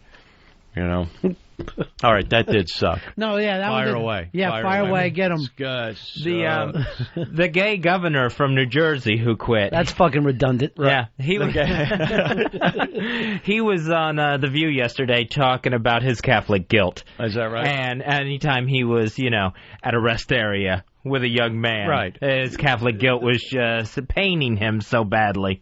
Not enough to leave the rest area or anything. Right, especially if it's like the Vince Lombardi rest area. You would feel a certain, not at the Vince Lombardi. I'd want to just do it like a champion that day.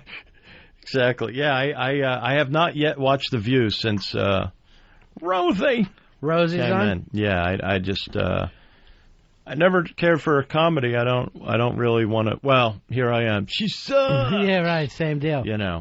But I mean, I never watched the show anyway. But I just thought, well, all that hoopla over, I don't even care. I'm not up that early anyway. Fezzy, weren't you saying that the other girl's crying every day? Yeah, they say Elizabeth Hasselbeck, the little girl on there, they say she's backstage crying because Rosie is so bossy and so overpowering and so left-wing compared to Elizabeth's right-wing views. Right. But you don't know whether that's true or not. Don't know it's true. Elizabeth Hasselbeck is doing this thing on The View now. They, I don't know who was the guest host, but she was a full-figured gal on there. Mm-hmm. They had Rosie and Joy Behar, who's always talking about dieting. So they're all talking about their weight problems and the things they have to do. And this Elizabeth Hasselbeck, as tiny as she is, she's kept trying to pop in about, oh, my legs are fat, too. Right. I have fat legs. And they're just telling her to shut up. You're not fat. She was so outside of everything. Right. She's even more hated now in the inner circle of The View. John. Hey, John, you're on the air. How you doing, pal? Hey, buddies. How you doing? Go ahead, John. Guys? You got him? Yeah. Yep. Sorry, hey, buddies. I just wanted to correct something. You guys said that stillborn and unbaptized babies went to hell? Well, I was wondering, in Fez's religion, they do. Yeah, because we didn't have a limbo. Christianity, originally, they go to limbo. Limbo's gone. Yeah, they recently did away with it for some reason. Right. Yeah. They renovated it and sold it. I believe they needed the money. I don't think they decided it made much sense at all. Did they just promote all those limbo babies to heaven then? George Carlin hopes so, Fez. George Carlin hopes so. Hey, Fatback, you're on Ron and Fez. What's up, boys? Hey, I'm a Methodist in South Georgia. I got my own radio show, so fuck you. Rock and roll, brother. Thank God you do, because I love you. Anyway, babies, our babies, when you're born, you go to heaven, and during the rapture, all babies are going to go with them too. And we're Christians when we're babies as a Methodist. Later. Right, so here's the thing: if you have a child, that child lives a lifetime. It's got a pretty good chance of going to hell. Let's face it, you do a lot of sinning there. Right. But if you're the type of father that, as the baby's born, you chop it up with an axe, you're guaranteeing that baby is going to heaven. And then you're going to hell. It's a trade-off. Yeah, that is true. You know? But, talk about being a hero. Oh, I mean, talk about sacrificing for your kids. Because those kids have got to be trying to get you back out of hell. That's right. After what they did for you. They'll get you in on it. They'll Godfather you in. And who could say no to a little baby? You ever have the, God could, believe me. To ask those babies in Africa that are screaming for food and medicine. Right. He can say no to them. Have you ever heard people with this kind of spiritual belief? I believe that you pick the life. You're actually picking your parents from the other side. Right. I look at my family, I'm like, no fucking way. No. There is I can't believe I missed that far. Not only that, there would be so much. I'll buy a theory like that until I realize it's just the logistics of it all. Right. You got the paperwork, the accounting, and the tracking of who's who and who's going where, and how do you would have to resolve disputes. I want to go out that birth canal. So does everybody else. Right. So then you have to resolve disputes. And then you have to. It's impossible. Everybody would have wanted to be Bob Newhart's kid. It just doesn't make any sense at all. Yeah, too chaotic. There's no way sitting in heaven waiting to be born. I'd say yes. I want all these problems, and give me a defective heart too. Throw that in on top. Right. Just so I can find my way back to heaven. All right, now, but let's look at the whole planet. Out of any country you could have fallen into, and any kind of money group. You're really done pretty well for yourself. Absolutely. Worldwide, I've hit a lottery. Yeah. Worldwide, it's a lottery. Plus, you were born with a penis. That always helps out. You were born with white skin. The only thing you missed out on was being hetero. Other than that, everything would be easy, straight down the line. There must have been a box I missed somewhere. Yeah. You're gaining points and earning points. I think it's degree of difficulty points is what people think they're gaining. Turn off my... When you come into the whole game as a straight white male American, it's like being on the Yankees. You're not going to win the series every year, but you should be hanging around it at the end of the season. You got 26, rings under your belt or whatever. That's right. Phillies are right who knows? there at the end of the year? Yeah, but, Come on. Aren't you braced for the big? Oh, absolutely. Who knows? When people ask, it's cool. Howard might do it, and when people ask me what sports teams I root for, I never say. I go, I know one. Yeah, I'm open to it. I've had to align myself and become a Tiger Woods fan just to offset the Phillies and Eagles losses. I feel a little better about my overall sports portfolio these days. Yeah, now, speaking of God and all that, I had to get one thing in here because it's fun to come in on radio and try out new bits. Sure.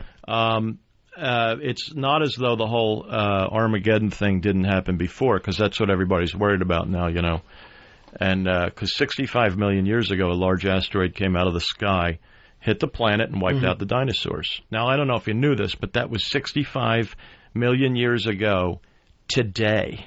Really? Yeah. Wow. So, shouldn't we be celebrating? Yeah, I had no idea. Yeah. No more dinosaurs. Right. That was a big day for us. We should have had off. Well, today should be off. Should have been a day of memorial. They generally, once every million years, you get the day off. Species change day. That's what all the motorcades are out there. Man, there's who doesn't get a motorcade in the UN? There's I saw 6 different motorcades with submachine guns going by on the cab ride up here. I think it's just, I'll get conspiratorial, that's how they're taking over with the machine guns. Well, first of all, these are other countries allowed to bring guns into New York? I mean, I don't know who's getting the motorcades, but I think there's your solution to world peace. You bring them into the UN and go, guess what? Next 3 days, no motorcade for you. You're on your own. That's whatever we demand, they'll, okay, cool. No, it's cool. No matter what's happening. Right. It all looks like, because you see some of this, it looks like Coming to America. It's like nobody was going to stop these folks.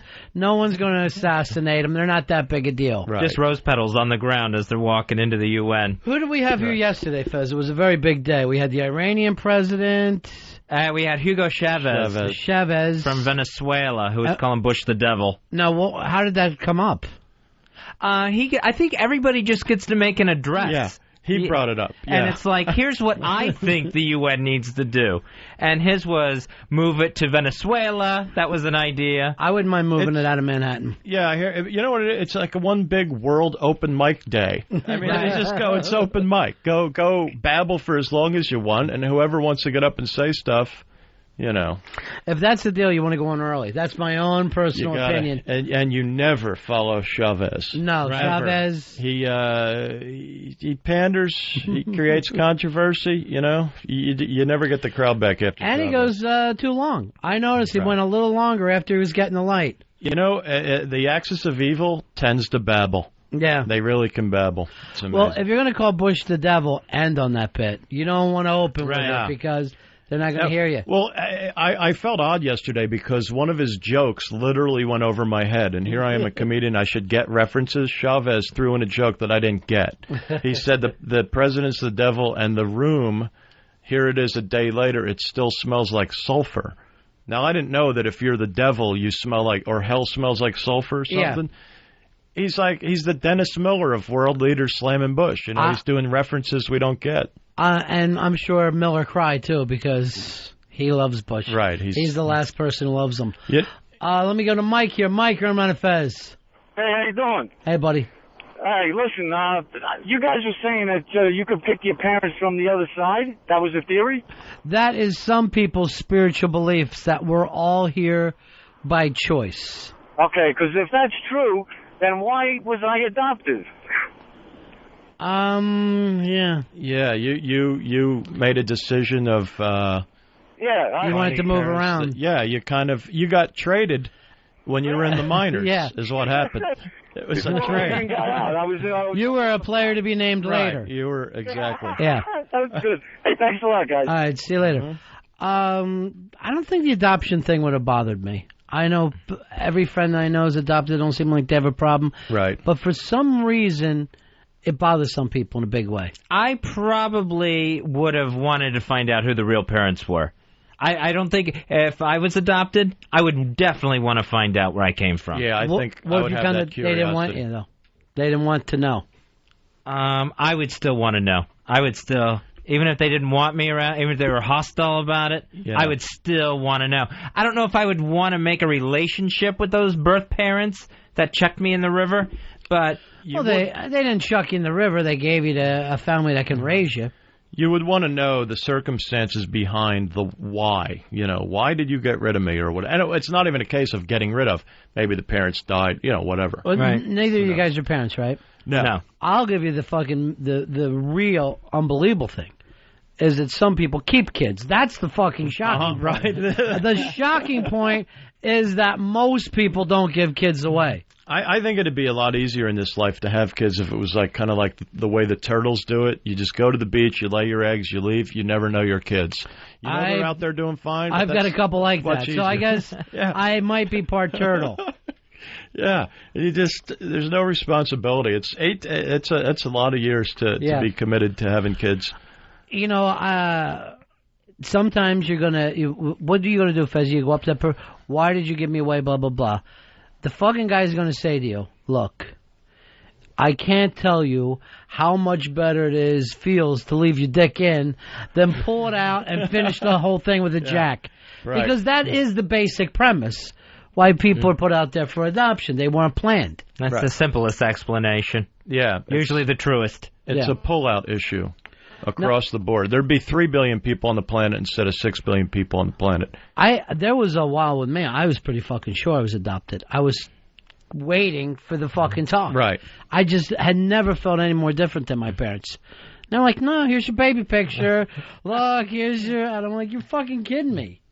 They might still be holding back. Yeah. Someday when you're 50, some time capsule's going to get mailed to you. I would be fucking happy enough with it. I would not hold a grudge. I'd be like, good. Yeah. Now I understand. Maybe it should be adoption across the board. And that's you have your kids, they go in a big pool.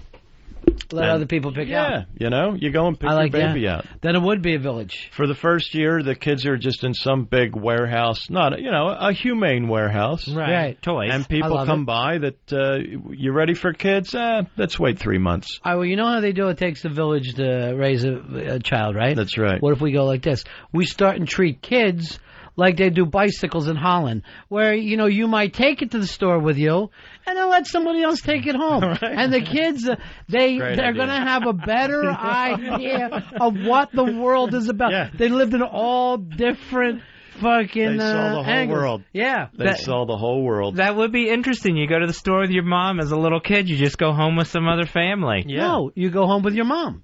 It's always a different mom. Yeah. Every parent Is your mom and dad. For the day. Every kid you meet is your brother and sister. Right. It's a wonderful world. One world community. Yeah. I like this. And then you find out, wait a minute, I'm living in a trailer today.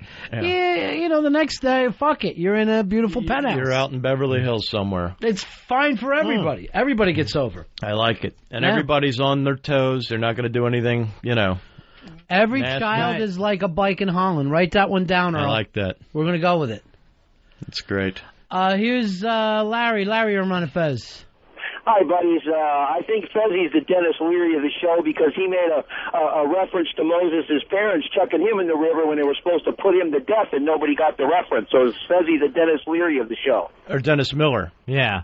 Yeah, Dennis Miller. You're right. And I caught it. I'm a dumbass. Right, I caught it, and then we moved on to something new, and I forgot to respond. Yeah, I was just my fault. I was just trying to think of a famous adoption. I was going for Timothy Leary of the show. Yeah, Timothy Leary. I when I was working the door at the comedy club down in Florida, Timothy Leary was on a comedy speaking tour. Oh, yeah. And I got to MC and introduce him, and he got up and talked about computers and acid for an hour, and he was funny and amusing. But I got to drive him back to the hotel in my Chevette. Mm-hmm. So that was pretty cool. And I said, we talked about computers and acid on the drive to the hotel. But I thought, man, how weird life has gotten. That is odd. I'm driving Timothy Leary in a Chevette. And then you turn on your fucking CD player and you're playing the Moody Blues. Yeah. So you're like, it's amazing. This is weird. It's your song. No, that was weird would be having had a CD player in a Chevette. Yeah, that is. Well, that'll actually fucking cost you the engine. Absolutely. The whole thing will... Mike, how you doing, buddy? Hey, what's up, guys? Yeah. I got form of birth control. When the guy's 18, you just go to a sperm bank and just jack off in a bunch of cups, and you have them shit save it for you. And then when you're older and you get married and you have a wife, get her pregnant, you have her artificially inseminated with your sperm. Or you just have all women have cups inside of them till the age of 30 or whatever. Do it that way. You put your individual sperm banks are the women's women vaginas. Yeah. You know? But it's not a bad idea. No, I'm going for it. You know? I think kids are becoming more and more annoying, and I think that's how the world's going to end. People are just going to get so sick of having kids that suddenly we're going to look around and go, wow, here's like 6 billion people on the planet, and they're all over 60. We forgot to have kids, and then we just fade away. Wouldn't that be a strange way for the world to end, that we forgot to have kids? There is no doubt, though, that kids are more annoying than ever. I think so. Fez and I argue about this all the time. He doesn't believe in hitting kids. I go, because you don't have any. Yeah. If I see the way some of these kids treat their parents, if they talk to me that way, right, I tie army boots together and beat the shit out of them. Just fucking steel-tip boots and just wail on them. Steel-tip. And you probably wouldn't or don't, but you can relate to it. Oh, no. I never had to hit my kids, right, but exactly. they fucking know I would. Right. The you've got to leave it out there, and I think it should stay there for the rest of everyone's life. It has to be a threat. It's the nuclear option, right? That keeps everybody in order. The reason why you don't go around kicking people in the ankles is because you know they'll punch you, right? But if you know that people wouldn't hit back, you might hit more people. There'd be a lot of bruised ankles out there. Yeah. You know, that'd be a good way to do it. Yeah, the spanking, it always turns me off. I hate thinking about a kid getting hit by someone bigger than them. What do you want to do? Hire a midget to come in? No. No, spanking I can see, but when I was growing up, there were a lot of kids, my dad beat the shit out of me last night. Right. I never got hit by my parents, spanked maybe 3 times in my life, but I remember feeling horrible for those kids that really got beat up bad, in school and whatnot. Because back in those days it was pre violence against kids awareness thing. You see kids getting hit everywhere. Remember, if you had the fucking store, you'd see a kid get hit. Yeah, and kids that would be, they'd break their, they'd lose their wiffle ball bat. Oh no, my dad's gonna kill me. Right. It would seem horrible for the kid. I know. It always seems like some people's dads were so fucking cheap. They were so incredibly cheap. But just looking for an excuse to wail on the kid. I think that's what it was. A lot of just guys wanting to get their violence out, and I'm going to beat the shit out of my kid. And back then it was not that, it was just I think a common occurrence that nobody would, call the authorities on that. Right. It just happened. The cop would actually say, well, that's their kid. What am I supposed to do? Right. You can't beat somebody else's kid. Uh-huh. Earl, did you get smacked as a kid? Oh, all the time. Yeah. And if you were just acting up, and other adults would do it too, people who knew my father, knew my parents, when they would say, hey, people in your neighborhood would hit you? Yeah, if I acted my up. fucking mother would have lost it for that. That's a bad kid. Yeah. Strangers are hitting them. Yeah. What were you doing? No, it was just the assumption was that you had it coming, and it was why did you hit him? So, well, he did this, that, and the other. Oh, all right, that's okay. Right. Was the main thing for you, Earl, if you spilled Kool-Aid? On the bed, if that was on the sheets, because that stuff never came out. If you spilled the Kool-Aid on the bed, that was it. You're done. Grape Kool-Aid, the worst. That deserves a beating. We had parents in the neighborhood that would scream at other people's kids, but I don't ever remember someone hitting someone else's kid there. Yeah, I saw a guy at the mall one time. I had never seen it before. I was a kid. I saw a guy at the Plymouth Meeting Mall, and I had never even known it existed. But this guy got his wife off in a corner at one of the exits and just started wailing on his wife. And I was about a 10-year-old kid with a bunch of other friends, and we just stood there shocked. I mean, he was punching her in the face. I couldn't believe it.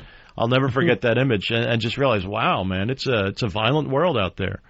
And then you find out, that's happening. Yeah. Now you have no idea. Now I'm doing it. Yeah. But that's the thing that pisses you off about kids. They think they'll fight with each other all day. But then if they see you and your chick yelling, they're all fucking crying, oh my God. I'm like, what the fuck? You guys are fucking constantly trying to stab each other with forks. Oh. I can't yell at anybody. The other day on this MSNBC Investigates, all the prison shows they have? Yeah. This guy gets out of prison. He's about 30 years old. He's so happy to see his daughter. and they're interviewing the grandmother, and she goes, well, if he falls off the wagon again, I'm going to beat the tar out of him. And I'm just saying, well, where's this guy get all this? And then the graphic, of course, comes up. 2 months later, he was convicted of, whatever, forgery, I believe it was. But, geez, I wonder where the bad stuff's happened. The grandma, I'm going to beat the tar out of that boy.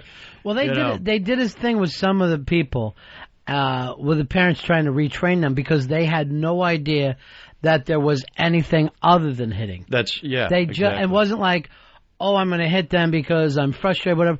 They just did not know that there was another response than the smack. Which is why we need to, as a planet, stop having kids. Right. And just break the pattern and let it start over again. Give it a few billion years. I think Germany has. The funny thing is, I see more kids now than ever. You can't walk through this city without seeing elderly black women pushing little white babies all up and down the Upper East Side. That's right. And a lot of those are double strollers. There's like 2 babies in these things. Babies. Yeah. At least. Mm-hmm. Here's John. John, you're on Ron and Fez. Hey, I was just wondering what you think about today's youth because they get away with a lot of things today. And I'm thinking about when we grew up, we got our ass beat all the time, and we grew up pretty disciplined. I was far from disciplined. I was a fucking wild maniac as a kid. I was not disciplined at all. Yeah. I was off my fucking rocker. Yeah, as a kid. I always said that I'm one of 7 kids. Yeah. My parents had 7 kids, but they only raised 6 of them. That's how I ended up becoming a comedian. And I really believe I was number 6 of 7, and it was just kind of, we've seen everything happen. You're kind of on your own. I remember, like, at age 11 and 12, I was allowed to stay out late. Mm-hmm. And as a result, I never got in trouble because, I was given a lot of freedom. I mean, I guess I turned out okay. I don't know. But that's how I ended up where I am. It never occurred to me as a kid to fucking do the right thing. Really? Never occurred to me. See? What can I get away with? What can I do? How can I abuse the situation is all I ever thought about. The only bad things I did as a kid, like 12, 13, I drank beer and smoked pot. Yeah. I was a heavier pothead at age 13, and now it ran its course. I haven't smoked pot in 10 years probably, but I got it all out of my system. I did all my pondering back at age 13. Yeah, right. It probably wasn't a good thing. It probably threw me in a different direction in life, but, it was out there, and it was fun. Comedian Tom Ryan's in studio with us. He'll be at the Comedy Village in New York tonight on West 3rd Street. That show tonight starts at 9:30. He'll also be appearing at the Comedy Village tomorrow night for the 8:30 show. Here's Chris. You're on the air. How you doing, buddy? Hey, guys. What's up? Best show on the radio. Love you all. Thanks, man. My mother, she raised my sister and I alone, and we didn't get hit or abused. We got abused, and I could never ever see slapping my daughter in the face, and that's the least we got. Like I could never. She's 5.5 years old, Fezzy. I could never slap her in the face and humiliate her. We got put in the corner on our hands and knees. We got hit with fucking wire. You know what, man? None of that shit helped raise me right. All due to my mother, Now, you ever bring it up to her now? Why'd you do all that shit to me? Dude, I've talked to her many times about it. To this day, she doesn't think she did anything wrong. Her fucking excuse and her rationale is that I did what I had to do because I was raising you kids alone. And you know what? I fucking hate her today because she's a sick woman. I don't fucking... I don't love my mother. Do you ever tell her that you hate her? Not in so many words, but yeah, I don't have a good relationship with her today. I let my daughter have a relationship with her because she's fine with her, but I could never I could never hit my kid with a fucking wire hanger, man. Yeah. There is no good that's going to come from that. All right, bro, thanks. See, that raises a good point that, this whole, I know it gets bad-mouthed a lot, the whole raising awareness thing, but that's an example of where it works. I mean, this guy would have, unless told otherwise, maybe would have continued the pattern, and he didn't. So there's one example of where, it is good to get it out there. Hey, you know what? Stop beating the shit out of your kids, maybe spank them, but a wire hanger, I mean, that's, it's awful. I say brand them. Just give a quick fine. branding. Quick branding. Yeah, that's fine. That's going to stick with you a while. Exactly. and it's good for ID purposes. Brand everybody with a barcode, I say. Chris, go ahead, buddy. Hey, what's going on, guys? I was just wondering, you said that we got to pick our parents and then come into this world. And this is not a joke. What do you think about the Yates kids? Do you think they really picked their parents? Yeah, I think these are more Eastern beliefs, but, some of that stuff is they think that some of those people come back in, learn a quick lesson, get back out. And even in the ancient Hindu scrolls, it said that applies to everywhere but Houston, Texas, I believe it said. All right, so there you go. So that's perfect. Matt, you're on Ron and Fez. Hi, guys. Yeah.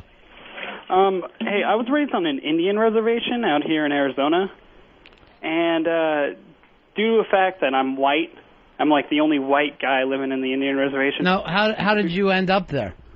My mom and my stepdad, who passed away in 93 or so, due to a car accident, drunk driving, believe it or not. Yeah, it's shocker. Never expect an Indian to be drunk driving. Yeah. But there's a lot of other circumstances there. But I ended up here with them. My stepdad was Navajo Indian, and this is a Mojave Indian reservation. And they hated him just for being Navajo and us for being white and living here, taking up their land, So there's actually Indian on Indian crime as well, huh? Yeah. So it's like, we're living in the 1700s, something like that. Wow. But, they stole you as a baby, they raised you as their own. So how was your childhood? You lived there as a kid? He didn't see a wheel till he was 18 years old. No, actually, I got picked on a lot. Thrown rocks at. I'm riding my bike down the street. I get this huge rock thrown at my head. White boy, you're white. Right outside this little Indian village is regular houses. But it's where the white people live, and they tell me to go back to the white village like it was some other type of village that like they were sectored off to. So you took But it kept me inside a lot, which kept me from a lot of trouble. Yeah, in the teepee. That's funny. I like the way some people will toughen up in that neighborhood and like, hey, that made me tough as nails. Right. Other people are like, I just stayed in. Right. I wasn't going to go back out. I'm a pretty small guy, so it's just like I don't want to get attacked by some 6 foot, 385-pound Indian boy. Right. You were taking hundreds of years of backlash. All came down on you. Every time they see the moon, it just reminds them of white people's supremacy. So you stated everybody adapts. If That's he comes what I would out, have done. If he comes out tomorrow, I will call him 2 rocks. Yeah, thrown at him. All right. See, that's what you always hear that people brag about growing up in tough neighborhoods. Right. Yeah, my neighborhood was brutal. It was tough. And I unfortunately, and I take a lot of shit about this today, I grew up in the suburbs. And I apologize for that. Was I supposed to I'll tell people, I'm from Philadelphia. Yeah. It's convenient to say that if you're out in Chicago or something. Right. Yeah, I'm from Philadelphia. Well, yeah, I'm from Philly. Where from?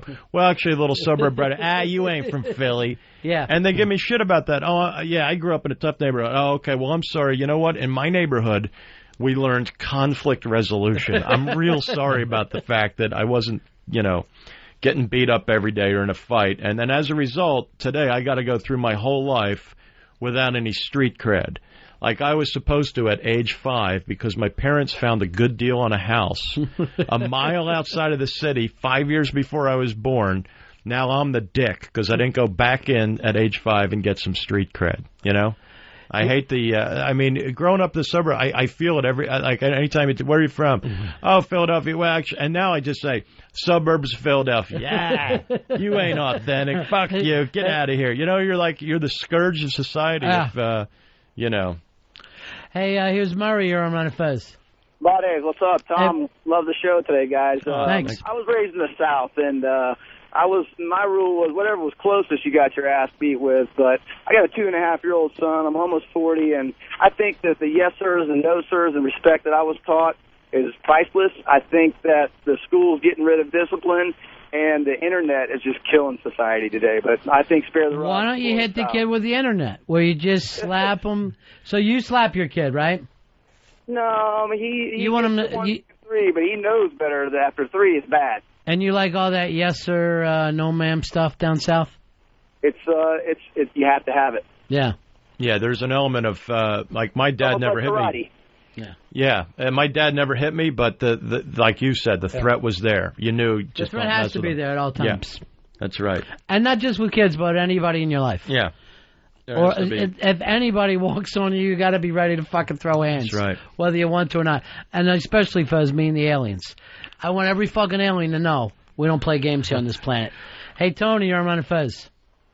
What's up, boys? Hey, buddy boy. You know what? I got to think that hit is a good thing because otherwise you grow up like a maniac like Dave, who's 28 years old, has no values, no real career path, and you need that discipline in your life. Wait a And minute, that's all I got to say. Let me check with Dave, because we don't know. Dave, grab a mic over there. Were you hit as a kid? I was threatened with the macaroni spoon by my Yeah. dad. But he never hit you? Never hit. You were drowned once, though, right? And, yeah, well, I mean, I didn't get touched, so, I have a good career going, I think. Drown in a pot of macaroni. Yeah, It's always fantastic, macaroni yeah. related. He didn't have headphones, so he didn't even know what I said. He was just trying to roll with it. Oh. Mike, you're on Ron and Fez. Yeah, Tom was talking about how you don't have kids. Yeah. Or just don't need to have any kids. Yeah. Well, the report come out a week or so ago about liberals and Democrats. They're not having any kids, and the Republican people are having like 3 or 4 kids to every 1 kid Democrats have. So I saw. won't be long we'll have our country back. I saw You already that have too. the country. You already have. You control all 3 branches. What more do you want? But Well, yeah, my feeling is fine. Let it rip. I don't. I consider myself a Democrat, not necessarily a liberal Democrat, although I'm very liberal in many ways. I no longer care. Fine, let it rip. Have the country back. Like we're gonna take the country back. Like that whole. Yeah. That's why I'm still a Democrat, because of that. We're gonna take the country back from what? You have the country back.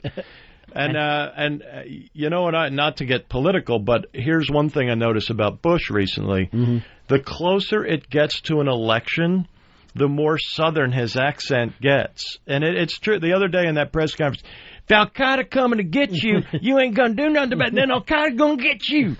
And then when he's talking to the UN, he's all poetic and statesmanlike. But as soon as he tries to rally the base. And I did see that have at it. Take the country back. That's fine by me. And I love the fact he wasn't even born in Texas. There's no fucking reason for. They get mad when Madonna changed her accent. That's right. The Bush family, they have no problem with. No, nothing. He's given all kinds of credit for being authentic. Oh, you mean the cheerleader from Yale who was born in Maine? Yeah. He's authentic. He bought the ranch in 1999. Forget about, and people always say, oh, yeah, he told a lot of lies. And people, oh, yeah, name some of them. All right, I'll name one. The fact that he's a rancher. That's a big lie. And that's where it all started, and people bought it. Well, I have no problem with the fact that they control all 3, but I don't buy that, Democrats are evil people that need to be taking the country back from or whatever, Here's what I love. He's got a ranch. You ever see this fucker on a horse? Right. No. He rides a bicycle around a ranch, and the fucking Southern people and the Texans, they buy it as if it's real. They buy it. In fact, he was clearing brush one day, and his neighbor rancher said, technically, if you have a ranch, the worst thing you can do is clear that brush because it actually brings the birds in, and the birds help this and this and this. He goes, you should never be clearing out your brush. Right. But it's a perfect photo op. That's all he does. Dan Rather called that ranch a truck garden. Oh, yeah, right. That's what he's raising there, That's right. Chevy trucks. Right. Hey, Deanna, you're on Ron and Fez. Hi. I just wanted to tell you guys that I think that nowadays parents are scared to correct their kids, and it's ridiculous. They have no respect for their parents anymore at all. I seen a little girl at the grocery store the other day, and she was basically cussing her mom out in the middle of the store, and she didn't do anything.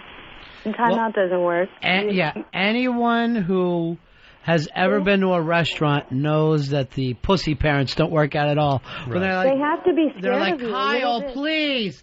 Kyle, right. Stop throwing food. There's going to be a timeout. Fez is always like this reason with him thing.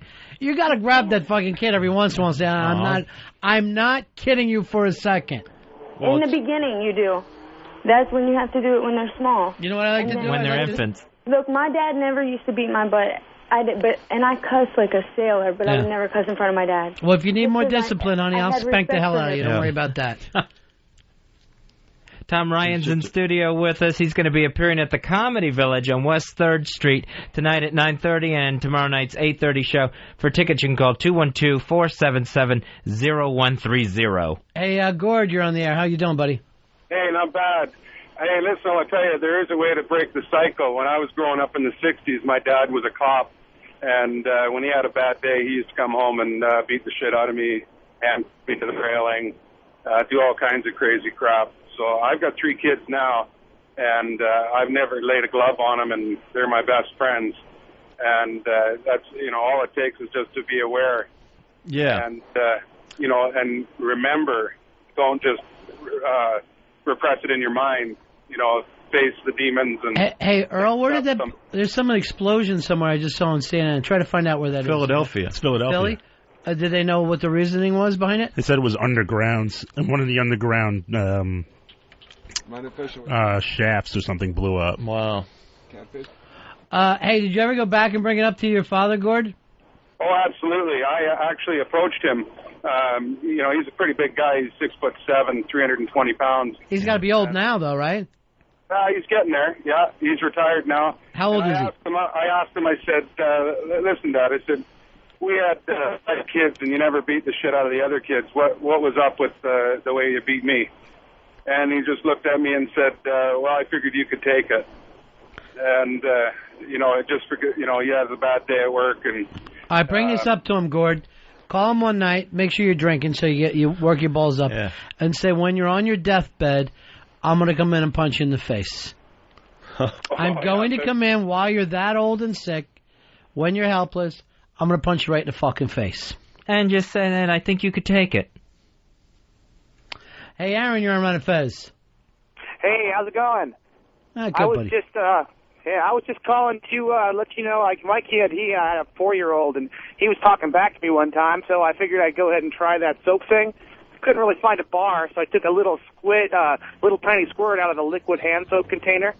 He proceeded to violently vomit all over me, and but hey, right now I can always threaten to use the hand soap, and he does whatever the hell I say. So it worked out pretty good in the end. Oh yeah, kids are afraid to be poisoned. So you did the right thing there. The beauty of the modern liquid soap, it works much more quickly than the old-fashioned bar soap. It's probably why it was Kids invented. hate to be poisoned. Threaten him with some raw spinach. Yeah. That's it for us. Tom Ryan, All thanks right. for coming in, Thank buddy. you, Ron. Thank you, Fez. That was a lot of fun. Thank you, Tom. Much appreciated. You're going to go back and read all the message boards and see how you did? It's great. Hear about toenail clippings that are funnier than I am. I look forward to it. Again, Tom Ryan will be appearing at the Comedy Village, West 3rd Street in New York, tonight at 9:30, tomorrow night at 8:30. You can check out everything going on with Tom at comediantomryan.com. Somebody else had Tom Ryan, did they? Yeah, I missed it by 11 days. ComedianTomRyan.com. Thanks a lot, Tommy. You got it. Thank you, All right, guys. peace. That's the end of my show. Donk. Satellite of love. Satellite of love. Satellite of. I've been told that you've been bold with Harry, Mark, and John. Monday and Tuesday, Wednesday through Thursday with Harry, Mark, and John. Satellites gone up to the skies. Things like that drive me out of my mind. I watched it for a little while. I love to watch things on TV. Satellite of love. Satellite of love. Satellite of love. Satellite of.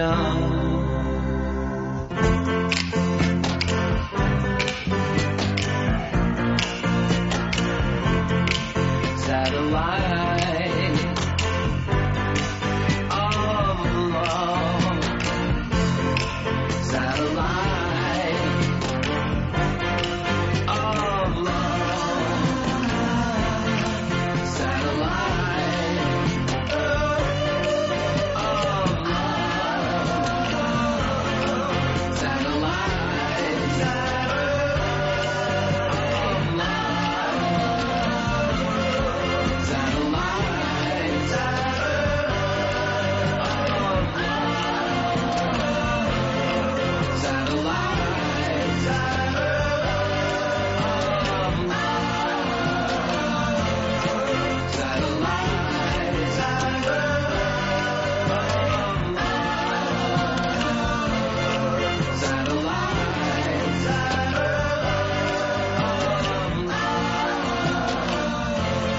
Ron Bennington. Fez Whatley, The Ron and Fez Show. XM 202.